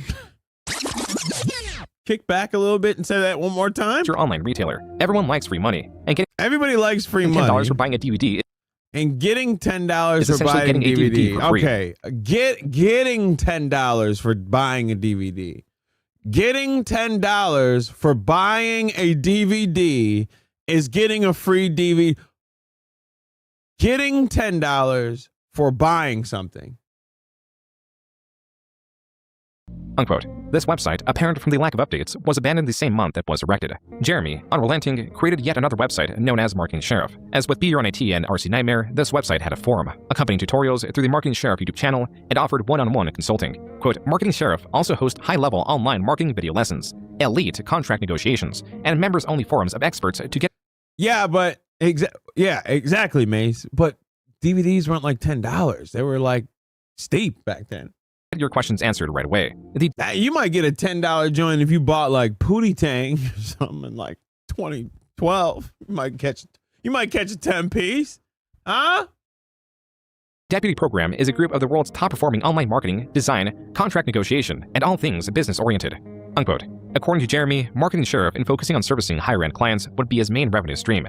Similarly successful was MTG Headquarters, a channel based on the popular trading card game Magic the Gathering. What's up, guys? Jeremy and Brandon here from MTG Headquarters. That's right for Magic the Gathering. How's it going? While Brandon would make appearances on MTG Headquarters, this channel was largely run by Jeremy. Rather than focusing on the strategic elements of the game, Jeremy centered his content on unboxing card sets. Oh my God. Jesus. There were still more channels to be made, such as Team RCN and... Yeah, 5, but they were shit. there was some classics in there, but like any new one ain't gonna be no cheap joint. Hell no. Hell no. I remember I brought Next Friday. She was like $25. Next Friday. RCS Spotlight. Both of these channels were soon abandoned, as was the fate for all of Jeremy's RC-related channels. As in early 2013, Brandon had moved, making frequent uploads unfeasible and decreasing Jeremy's passion for the channels. This will be the last time I explain it. Brandon didn't leave. He got a job. And his job took him to Kentucky. And I'm very happy for him. The RC videos soon paused across the board. Jeremy claims to have sold an RC channel, but is unspecific with which one. You know, and then I started a channel about RC cars, and I sold that. None of the aforementioned channels have seen any uploads outside of Brandon or Jeremy. Perhaps he means he sold a website. Only that too would be devoid of updates for years to come. Even the bottom of the website's homepage displays Brandon and Jeremy as the owners. Whatever the case, the RC channels and website remain largely inactive. Jeremy's focus instead was placed on his Magic the Gathering channel and his vlog/self-improvement channel, Me vs. Me. The latter was established under two goals: to lose weight from a starting point of 346 pounds and to drink less. Jesus Christ. Jeremy abandoned this channel. Of course he abandoned it within probably 20 minutes because he's like, why would I stop eating and drinking? And possibly his goals in just 3 months. It was here. 3 months he threw it away. In 2013, with nearly all 4. Yo, fat people loved making weight loss channels to not lose weight. I love it. They get like either fatter or quit. Projects abandoned, he finally found the success he desperately sought in making videos. Oh man. Waffle got packed up. Are you good? Okay, you're back. Opening booster packs to obtain high-value cards. By September 2013, MTG Headquarters reached 25,000 subscribers, making it Jeremy's fastest-growing channel. Like his prior channels, he also created an accompanying website and focused on nearly daily uploads and giveaways. Gonna do a giveaway coming up. Stay tuned. So, I'm gonna do a little bit of giveaway. Let's get right to it. And that's why I'm doing a giveaway right now, too. I've been trying to give these away. I never got into Magic. Yeah, she got the hit on you. Yep. I never got into it. My dog used to play with the Magic cards, but they just didn't. They ain't do it for me. They never did it for me. Which are the event decks. Jeremy here from MTG Headquarters doing another sicko giveaway. I mean, obviously I kept the rare. Headquarters, aka the basement. So, yeah, you know, I gotta support the channel somehow. These giveaways still required users to subscribe to. So he really didn't. Oh wait. So he never Like, it seems like he didn't even like just do good content and people showed up. It just seems like he was doing a bunch of like, giveaway. He's like a giveaway channel, like just any sweepstakes channel. It seems like MTG headquarters or the new set of trading card related channels. These did not perform nearly as well as his MTG channel. It could be because of his lack of knowledge of the other trading card games. In this video alone, he misnames one of the most iconic first-generation Pokemon several times. Reverse Hollow Charmander, the Reverse Hollow Charmander, and... Listen, I'm not a Pokemoner, all right? I'm not a Pokemoner, but nigga, I know what a Charizard is, okay? And a Reverse Hollow Charmander in the same pack. That happened... Charmander. In a different pack, too. Though it is possible that Jeremy has grown several channels for the sake of selling them, in a late 2013 blog, he states it is because he is lonely. This channel could be a distraction to fill the absence of the friendship Brandon provided. I do YouTube for the community. That's the only reason I do it. I don't do it because I want to make money. Believe me, it's a money pit. I don't do it. I do it to connect with people. I don't. This isn't as like pathetic as it sounds, but like I don't have friends that. Well, I have very few friends really in general, and that's not because I wasn't popular, not because it's just life happens. When you get older, you just don't connect with the same people you used to. While Jeremy's loneliness is there, as he will later describe it in detail. Wow.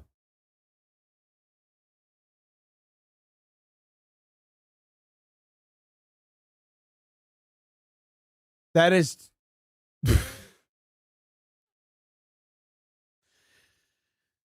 So you sat here and cried in front of a camera saying you had no friends this old doing this. I only do this for friends. Wow. Pathetic is right.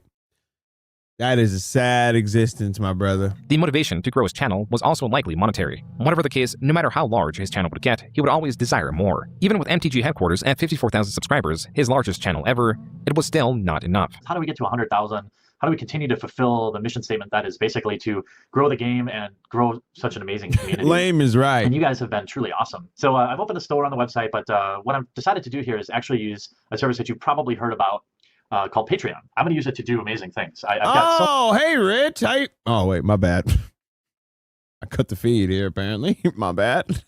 So many things planned for the website. I'm not going to keep any of it. 100% of it's going to go got Richard over here right back into the site. Jeremy claims he would use the Patreon money to incorporate applications into the MTG headquarters website. Yeah, and I know, to have right? dedicated I was writers out for of it. here. I know, it's God, I hate e-begging. It's annoying, but I just think you all do this. I hate e-begging. Then don't do it. Why do you all do this? This is a great way for us to work together to just keep the MTG community getting better and better and better, and get up and take notice and really put together some awesome tools on mtgheadquarters.com, which is essentially everybody's website. Jeremy, now 7 years into creating videos on YouTube, began to refine his approach, where he began simply asking for users to subscribe, and it evolved with giveaways. He was now incorporating purpose and community into his calls to action. Yet there was still room for improvement. His Patreon, as per the Wayback Machine, would not even reach the second milestone. And though Jeremy vowed to grow the MTG community, his efforts and finances were not entirely there. As in late 2014, he created another channel unrelated to Magic the Gathering, trading cards, remote control vehicles, or even tech support. Hey there, I'm Jeremy, and you've come to that part of YouTube where you might be wondering how the heck you got here. Together with my beautiful wife and our best friend Brandon, we're about as obsessed with the arcade as anyone, specifically What's this, Claw Madness claw or something machines. like that? So obsessed, in fact, that we've already bought 4 different machines and have them in our houses. Clawstruck was Clawstruck. Oh, Clawstruck. Oh, God. Jeremy and Brandon's newest channel. Although Brandon had moved away, Jeremy was dead set on moving. Is Brandon the nigga that's nutting his wife? Time had passed, and I kicked around the idea of moving to Louisville, and well, I've decided that I'm going to do that, and I'm looking for a home there, and it's going to have a big yard, one that I can put our C-Track in. For the time being, in early 2015, Jeremy set his sights on yet another project. Not a website or YouTube channel, but an application he named Game Finder. The word Finder is missing an E in the same style of Grindr, the location-based LGBTQ dating app. Likewise, Game Finder was an Game Finder app for its users to find one another. The criteria were the games users sought to play in person. So a bunch of gays that play games can go ahead and nut? Jeremy managed to raise $30,000 for the app's development on Kickstarter, and it released just 3 months later. This isn't a dead application whose owner is cashing in. In fact, the next pro is, in addition to being free, Game Finder currently is without any ads or even an upgrade cost. That was the professor from the channel Tolarian Community College. Like Jeremy, the professor runs a Magic the Gathering-based channel. This is someone that Jeremy met at a convention earlier in the year. The professor was one of the Why did he have to whip his head back like that? It's a Magic the Just why couldn't you just turn around like a human? Gathering-based channel. This is someone that Jeremy met at a Hey, why I gotta do all that? convention earlier in the year. The professor was one of the creators Jeremy got along with. The same cannot be said about Wedge from the Manosaurus, a creator that I thought that was, bro, I thought that was Wingo for a minute. canceled a meeting of fans and creators because Jeremy was to be in attendance. All this is explained in this video from Darium CCG. So even with Jeremy being somewhat infamous in the Magic community, channels like Tolarian Community College were willing to be fair when assessing Game Finder. While the professor praised the app's lack of advertisements or predatory monetization, his complaints echoed the major issues My man did a PowerPoint. users had with the app, describing it as simplistic and lacking in features. While Jeremy was aware of these complaints and sought to add more social elements to the app's main plight, according to Jeremy, was that it never hit critical mass. It was Question, what's the point of sitting in front of a green screen if you're not gonna chroma key it out and put something behind you? Why would you sit in front of a wrinkled up screen? Why? Like, really, what is the point? never able to reach a wider audience on launch day, meaning users would download the app to find few people online. Jeremy claims the app also had budgeting issues, such as spending too much on rewards for Kickstarter backers and too much on the development cost of the app, claiming to have spent $10,000 to $20,000 more of his own money to market it. If what Jeremy says is true, then MTG headquarters would be more to him than a device for monetary gain. If anything, Jeremy was building a sort of reliance on YouTube. There was something about seeing his channel grow that would excite him, that gave him purpose. This could explain the ever-increasing giveaways, and why he has yet to sell this channel. If growing the channel gives him purpose, then what happens when the growth slows? When the video's earnings I have no clue why they all look like predators began to drop. The answer is this. Well, where else is he gonna film? What do you mean film? I'm saying like put the clip the background out, chroma key it out, and put something behind you. Sort of video. Earnings are lower now Standing in front of a green screen but not using it is dumb. than they were a year and a half or even 2 years ago, I think, for at least for my channel. And I know if you watch guys like Brian or Wedge talk about it, it's the same thing. True for them and true for all YouTubers. Everything on this shelf is going to be given away to patrons. Each month, no, it's not. I'm going to host several giveaways where any patron will just, win it. Clearly. From even if you back for $1, you're eligible. I never started this channel with the expectation of making money. I know, you keep saying that. Keep saying that. It's a reoccurring thing. Oh, I didn't want to make money. I didn't want to make money. I think openings. Anybody that has Patreons, kickstarting companies for gaming or whatever that is, where y'all play Magic the Gathering and dock, you're in it for the money. Yeah, no, I would say so. Several $5,000 beta starter decks will tell you that. Whenever Jeremy's channel begins to lose traction, he does whatever it takes to keep it growing. He increases the amount of giveaways, pleads with his audience, all while claiming that this is not for him. It is for his viewers. This early 2016 vlog on MTG headquarters is key to understanding his potential true motivation. I never had any stress or anxiety, nothing, until I was like in my mid-20s, and bam, panic attacks every night. I know it's a combination of my brain chemistry and things I do. Docking the Gathering is nasty. Not getting enough sleep, drinking too much caffeine. If I drink too much alcohol too many days in a row, I'm at like a higher risk for it. That was a video of Jeremy describing his anxiety issues, something that began in his 20s, something that he has been unable to shake. Earlier in the same video, Jeremy explains how, approximately 30 times a day, he reaches into his pocket to make sure his Xanax is still there in case he has a panic attack. Coincidentally, the rate at which he's been getting these has seemingly increased. He should just say, okay, so he's on Xans. That's why he talks so slow. It's the Xans and it's the liquor that does it. Okay. So he's like Ralph, not the Xaner bananas. Since his channel's growth has slowed, Jeremy specifically cites how he's already had 2 panic attacks within the week he made the video. What is being established is a vicious cycle that would bind Jeremy the more he fit into it. The more he would try to maintain endless growth, the more it would crush him. For the past year, I've been running myself ragged, trying to run a business as well as YouTube full-time. And while it's been worth every long night, it's unlikely I can continue this pace much longer. I'm just so tired all the time. Why are you speaking like that? I am just so tired all the time. I don't really sleep. I don't enjoy it. But I must run business. Why are you speaking like that? Now, you may have heard of me talk about my Patreon for several months now. Oh! The truth is, the support I'm receiving on my Patreon is literally the only reason I can spend the amount of time I do now on these YouTube videos. What I so desperately want now is the chance to take my channel to the next level. In this video, released April 2016, it appears Jeremy was reading a pre-written sales pitch, asking his audience to increase their support. Yo, Ernie, please. Please. Look at them promoting drugs.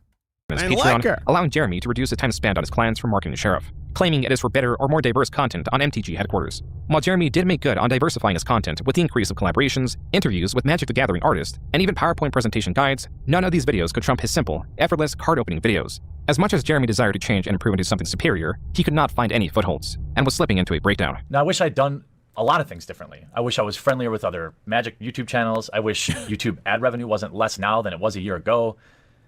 Wow. But I can't change any of that, really. It was just a month later, in May 2016, that Jeremy went on his infamous Twitter rant, spurred by this panel. Women are playing Magic and we're here to stay, and there are only going to be more of us. And that's kind of the What is that, Nova's sister? What the hell is that? What is this thing right here? Is that a boy or a girl? conversation I want to have now, instead of just looking at us as something that is weird and to be studied. This panel was streamed and uploaded in video. It's an ugly-ass panel. Form. It is titled Women in Magic Panel, and sits at only 22,000 views. It is not at all. Oh, that's women! Oh, that's what they're calling those. A video of major significance, and is of 4 female judges discussing their experience. Female? This? Nah.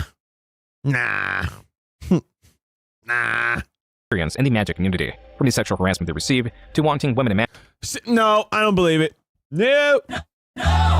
Who's sexually harassing this?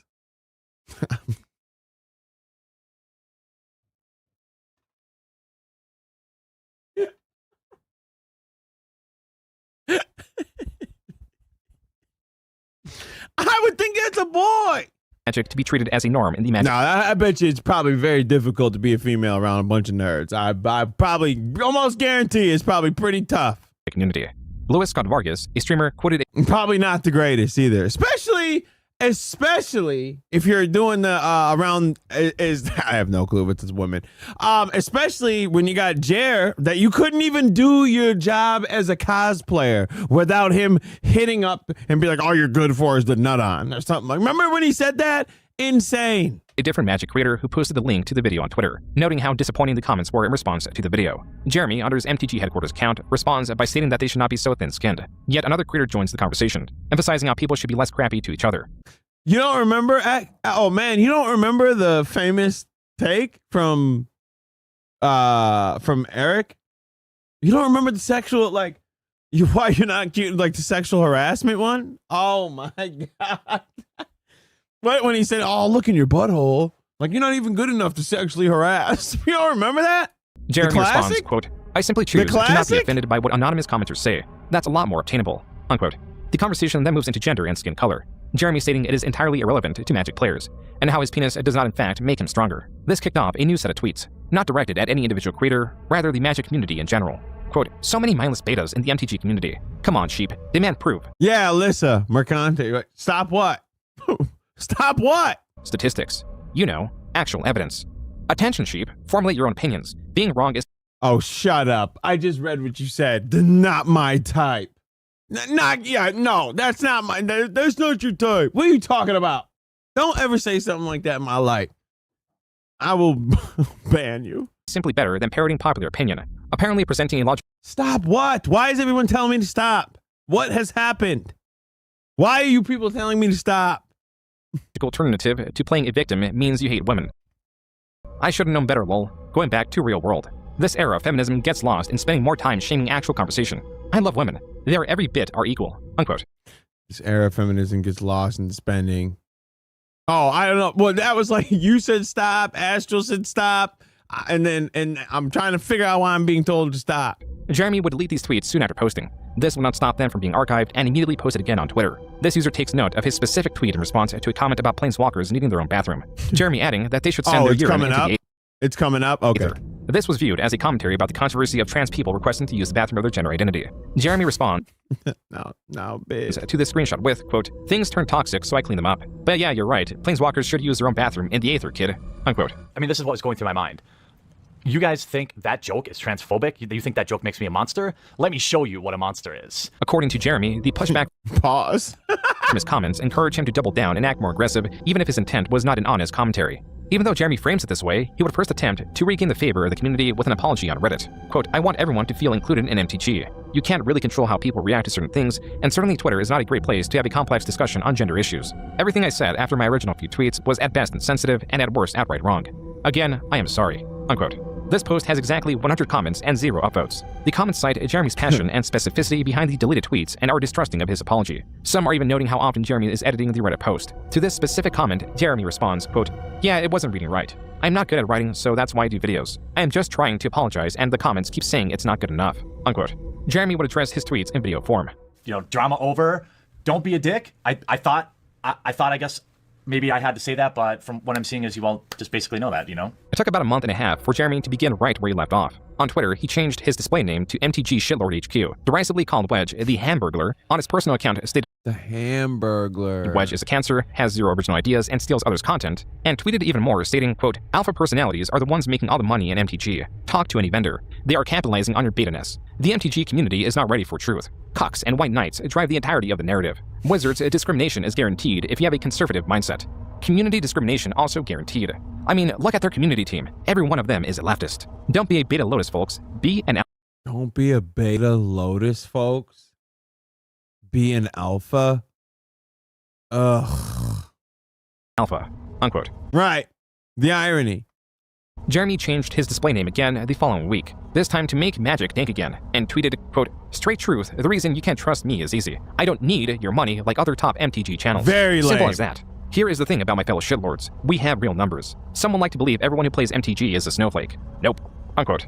In August, continuing this escalation, Jeremy announced that he had blocked many people on Twitter. Back to his personal account, Jeremy posted pictures of his guns in response to riots happening in his area. Finally, Jeremy, on his MTG headquarters account, states there are no good-looking females or males with personality, and that the vast majority of MTG YouTubers have subpar production quality and are boring. On the Magic TCG Reddit, users commented on Jeremy's ongoing rants. One former creator blames Jeremy for why he stopped making videos, specifically due to how Jeremy's low-effort pack openings flooded YouTube, potentially burying their higher-effort content. Other commenters shared the sentiment and denounced Jeremy, deeming his content as low-effort garbage that is composed of opening packs of Magic cards. The following month, on September 8th, Jeremy released a 28-minute video addressing his ongoing controversy, saying that he needs to clear his name while claiming Reddit is a hate fest, displeased in how Reddit mods are not policing comment sections enough, causing what he calls witch hunts directed at him. In this video, Jeremy states he takes no issue with trans or gay people, or any similar quality for that matter. Jeremy appears to be trying to de-escalate the tension between him and the Magic the Gathering community. And it worked, or so he thought. On September 9th, Jeremy posted 2 videos containing spoilers for an upcoming Magic the Gathering release. This is information from a PR firm working under Wizards of the Coast. The creators of Magic the Gathering often delivered to select content creators as a way to excite their audiences for upcoming cards. These videos performed terribly compared to Jeremy's pack opening videos.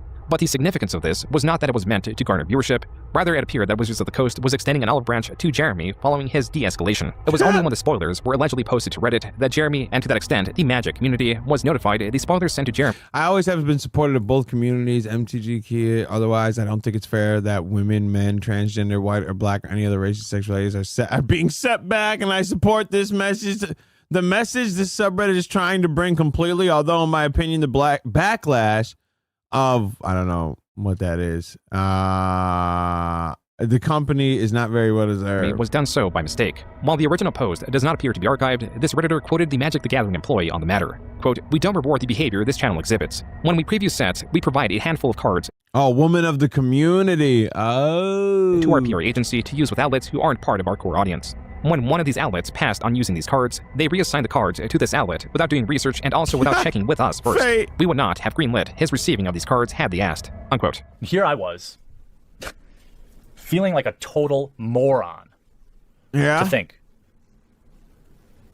that Wizards had just extended the olive branch and everything was going to be good. Jeremy in this video compares that statement as an endorsement to witch hunt him, simultaneously claiming that Wizards of the Coast are listening to an extremely small minority of 30 or 40 people, while also stating that he is receiving a massive amount of hate. The one boon with this controversy is that Jeremy is having like a meltdown about a bunch of Magic the Gathering people. Like, who cares, bro? Who cares? Just make your content and shut. Who cares?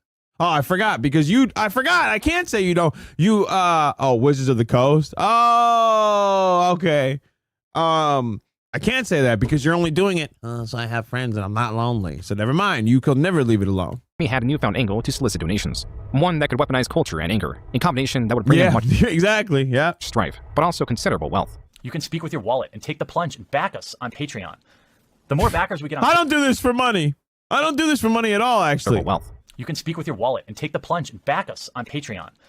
The more backers we get on Patreon, the I do this for fun in the community. You can speak with your wallet and take the plunge and back us on Patreon. The more backers we get on Patreon, the louder voice we can have, the more interesting things we can do. It's too much hood nigger shit going on. It's too much hood nigger shit going on in battle rap. It's too much hood nigger shit going on. It's too much hood nigger shit going on in battle.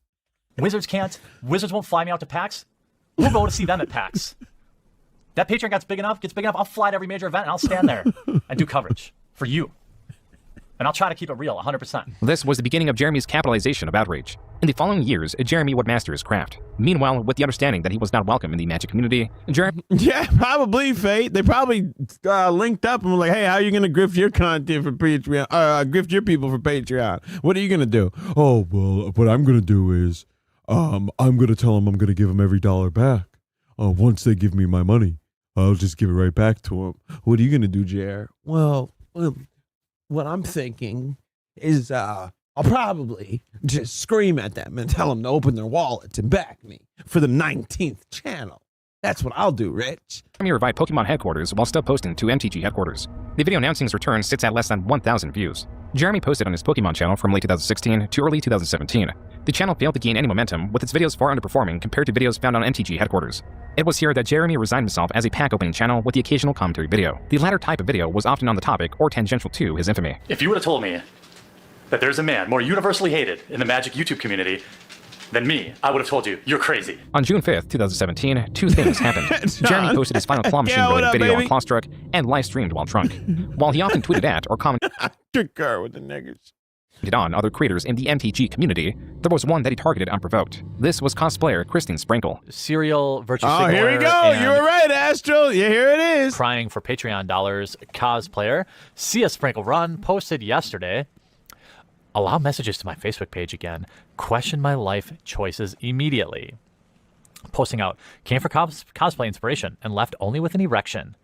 In all seriousness, though, I love your work. Okay. Jeremy was commenting on Sprinkle's post and the comments found within. A post about receiving unwanted comments. Here we go. Victor Puente, cuckold. You know this dude's a cuck. Hey, brother. brother, you're letting Negroes nut in your girl. But yes, she's just under constant anonymous direct. Wait, that's a sick post? Wait, what? Which one? What happened? I missed it? On Sprinkle's post and the comments though. Came for the... Oh, yeah, this one. The banger. Yeah. Constant anonymous direct message assault. Like, she is literally triggered.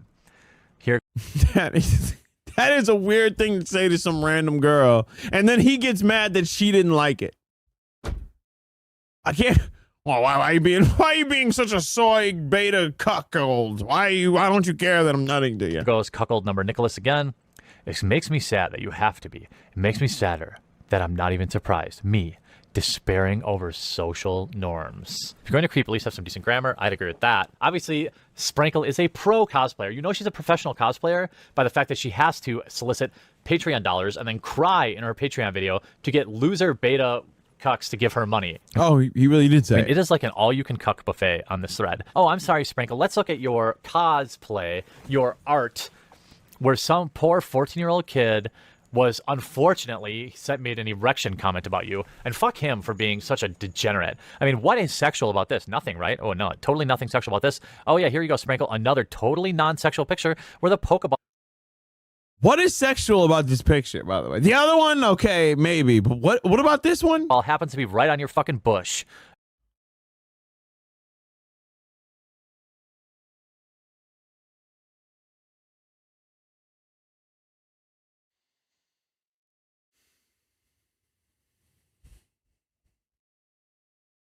Okay, let's see what we got here. Non-sexual picture where the Pokeball happens to be right on your fucking bush. Okay, let's see what we got here. Oh, yeah, you're wearing a bodysuit. Yeah, nothing sexual about that. Oh, here you go, wearing basically a bra. Yep, nope, nothing hot about that. Here we go again, more. Basically 75% nude, nothing sexual there. Oh, yeah, look at a bodysuit. Yeah, I'm not going to sexualize you. I mean, fuck. Jesus Christ. There's too much hood nigger shit. Come on, brother. If I'm going to say that I wish there was a little slut down here, for me to, for us to pleasure each other. God damn. Yeah, low. Niggers. Jesus Christ. If you ever talk like that online, I'd be so... Of course not. Are you kidding me? Oh yeah. This is what I'm going to say right here. If yeah. I'm going to say that I wish there was a little slut down here, for me to, for us to pleasure each other. Come on. Come on. Come on. Never. You know, because that's not what your intent is. Jeremy ended up directing his audience towards Sprinkle's Twitter. If not his comments, then this is indisputable evidence of targeted harassment. Please, everyone on the internet, come and support CS Sprinkle Run on Twitter and let her know how totally unattractive and unsexual she looks and how few Patreon dollars you're going to give her, and maybe she will avoid these digital rapes. This was not the only time the warm hug of a vagina. Jeremy commented on Sprinkle or her appearance. In this tweet, Jeremy refers to Sprinkle as a man. This Twitter Jesus Christ. user claims that Jeremy, in a deleted video directed at Sprinkle, stated, quote, "She's a dog, a 3 out of 10. I'd still do her," unquote. These comments all came back when in November 2017, She's a 3 out of 10. Sprinkle stated that Jeremy, through MTG headquarters, has made her life hell this whole year. She followed this tweet by announcing that she was This dude was like on a sexual harassment crusade. ostensibly leaving the to break this girl down. Magic community, also citing that she was going through a horrible breakup. Jeremy was immediately blamed for Sprinkle's departure. One day later, Jeremy published 2 videos. The first could be found on his newest channel, The Quartering, a channel that hosted commentary videos mostly commenting on the Magic community or media similar to it. The second was MTG Headquarters. These videos bring attention to the ongoing campaign to get him banned from Magic the Gathering, a campaign whose supporters were galvanized with the departure of Sprinkle. Reaper. Commenters and creators alike were calling on Wizards of the Coast to take action, pointing out Jeremy's comments. Yet there was one often missed, a video in where Jeremy does not target a specific creator, cosplayer, or commenter. Rather, Mark Rosewater, the head designer for Magic the Gathering. I ran a similar scientific poll, and I even asked everyone to tell the truth. I said, hey, quick poll. How many of you did Mark Rosewater touch inappropriately? Parentheses, tell the truth, internet. Since internet polls are scientific fact, consider this your trial, Mark Rosewater. Now, I know he has me muted. That's fine. Jeremy created a poll insinuating that Mark Rosewater was a predator even after Mark had blocked him. This was Jeremy's attempt to discredit Twitter polls and also his response to Mark Rosewater citing a Twitter poll as evidence. Suffice to say, Jeremy had time and time again made himself known to senior employees at Wizards of the Coast. On November 26, 2017, the professor uploaded a video attempting to speak to the MTG community and reach Jeremy. He calls for de-escalation, for community members to stop harassing Jeremy and for Jeremy to stop his own campaign, even though he knows how unlikely that is. This video was far more comprehensive than any other video commenting on the ongoing scandal. Most importantly, it contained a great deal of evidence that Jeremy was persistent in harassing his online targets. Jeremy, just being fair here, just being reasonable here, do you think that when someone such as myself, and this is just one example, makes a reply to someone that says, oh, you lost a follower over Nazi punching joke, but you gained a modern follower, seems like you traded up, to make an entire video saying I advocate political violence? I received so many comments about Nazis and the Holocaust and my being one and what I'm doing. And, you know, most of my family died in concentration camps. The professor's video saw mixed reception. Skill issue. I'm kidding. I'm kidding. While it was touted for the amount of evidence against Jeremy, some creators took issue with the professor's presentation and the alleged scope of 2 years that Sprinkle was harassed by Jeremy when there only existed months, not years, of evidence of harassment online. It seems to me like the way you're presenting yourself just now and the way that you've made this video, you've kind of tried to make it look as if you're coming from an area of good faith when it's kind of obvious that you're just trying your hardest to virtue signal for what you feel is the righteous side. That was creator Count Dinkula, a creator that would later start a podcast with Jeremy. He encourages his audience to research this for themselves. Advice that would go well to Jeremy's own response to the professor's video, not found on MTG headquarters, but on the Quartering. Jeremy's video opened with the professor's minor comment about Nazi comments. Did you just evoke concentration camps to strengthen your video about mean tweets? Jeremy failed to engage with the overarching arguments that Jeremy is disruptive and that he encourages unwelcome comments. Instead, Jeremy chooses to comment on the professor's superficial qualities. I want to point out, look at how disheveled he looks, how he has kind of like a lazy face, his hair's all awry. This is on purpose, okay? This goes on for about 2 minutes. Jeremy fails to state anything of substance. It is then that Jeremy claims that the professor's video was so well researched that it must have been a collaborative effort. Way past. Jeremy then presents this theory as fact and states it as proof that there is a secret collaborative movement to smear him. Jeremy then reframes the professor's overarching argument, claiming that there is no evidence that he harassed creators like Sprinkle. Instead, there is only evidence that he is a quote-unquote asshole. To go even further, Jeremy claims he is a Yeah, right. Right. This man looks like he just wakes up out of a cave every day. Target of wide-scale harassment, and that Sprinkle Bro has never woke up and took a shower in his life. He wakes up, rolls out of bed, probably just jerks off in his own face like Richard, and just goes to stream.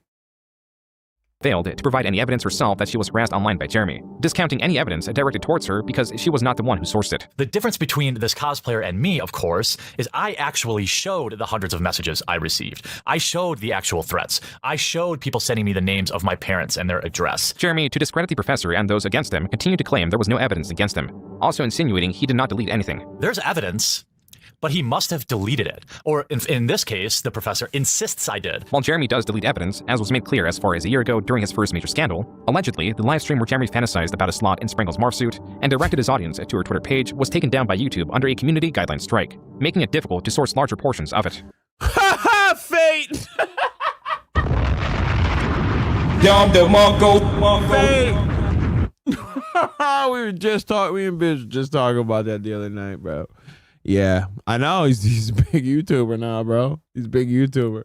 It also did not help that many of his Twitter accounts were recently banned. And while Jeremy questioned the professor or Sprinkle receiving harassment or unwanted, bro got 144,000 views on a short that all he did was talk about his schedule. attention, he provides evidence of such a thing, but only a schedule, by the way, that nobody knew showed up to. Nobody, his stream schedule. 144,000 views. Him, citing the negative effects the professor's video had on his channel. I have never blamed the professor for the barrage of hate that came my way after he made this video. 1,000 people unsubscribed from Unsleeved Media after he did this video. Jeremy goes as far as to insinuate that Sprinkle is responsible for the harassment he is now receiving. Christine Sprinkle, who I think most humans would be infuriated at. She posted a dangerously false tweet. Let the hate mob ascend on me for going on 2 weeks now, and has done nothing to correct the situation. Though Jeremy claimed that the professor is a manipulator and failed to bring a shred of evidence forward, Jeremy, in his video response, no, we're not. He's big time. Skips all the evidence presented. Notice how in Jeremy's reaction, the video inexplicably jumps. This is because Jeremy skipped from 4 minutes 24 seconds to 6 minutes 55 seconds, over 2 minutes of voice clips, portions of his removed livestream, and more than 10 tweets directed at Sprinkle or cosplayers in general. Jeremy does not acknowledge this jump, and it was not the last time he would edit around evidence. This next jump is even more egregious. Jeremy pauses the professor's video at 7 minutes 25 seconds. 1 more second and he would have displayed the evidence against him that he claims does not exist. For the next 7 minutes, the professor shows countless tweets and video clips, all of which Jeremy skips, again not acknowledging that he did so, and always picking up his reaction at 5 minutes and 1 second of a 20-minute video. Jeremy closes this video by insinuating the professor is similar to Adolf Hitler. Someone who is willing, as I said, to literally evoke the Holocaust on their petty crusade to silence and ban someone whose ideas they disagree with, someone whose ideas they don't have to interact with. Nobody's forcing him to watch my videos. Nobody's forcing him to read my tweets. You know, Professor, you actually sound a lot like somebody from history that your family might be familiar with. Jesus Christ. Dom the Mongo. Jesus Christ. Jeremy pressed on that there was no strong. Ooh, and it dropped like that? Ooh, that's a banger ender, though. You know, Professor, you actually sound a lot like somebody from history that your family might be familiar with. Dom the Mongo. Yo, that was a fire ender, though, son. Guess what, Professor? This guy annihilated your family and loved every second of it. Peace. Jeremy pressed on that there was no. Now, excuse me, while I cook my pizza in this oven. Strong evidence proving that he had harassed anyone throughout this period, even selling a shirt in the. Right. Yo, stop, son. Stop playing. He is crazy, bro. They disagree with. Someone whose ideas they don't have to interact with. Nobody's forcing him to watch my videos. Nobody's forcing him to read my tweets. You know, Professor, you actually sound a lot like somebody from history that your family might be familiar with. Jeremy pressed on.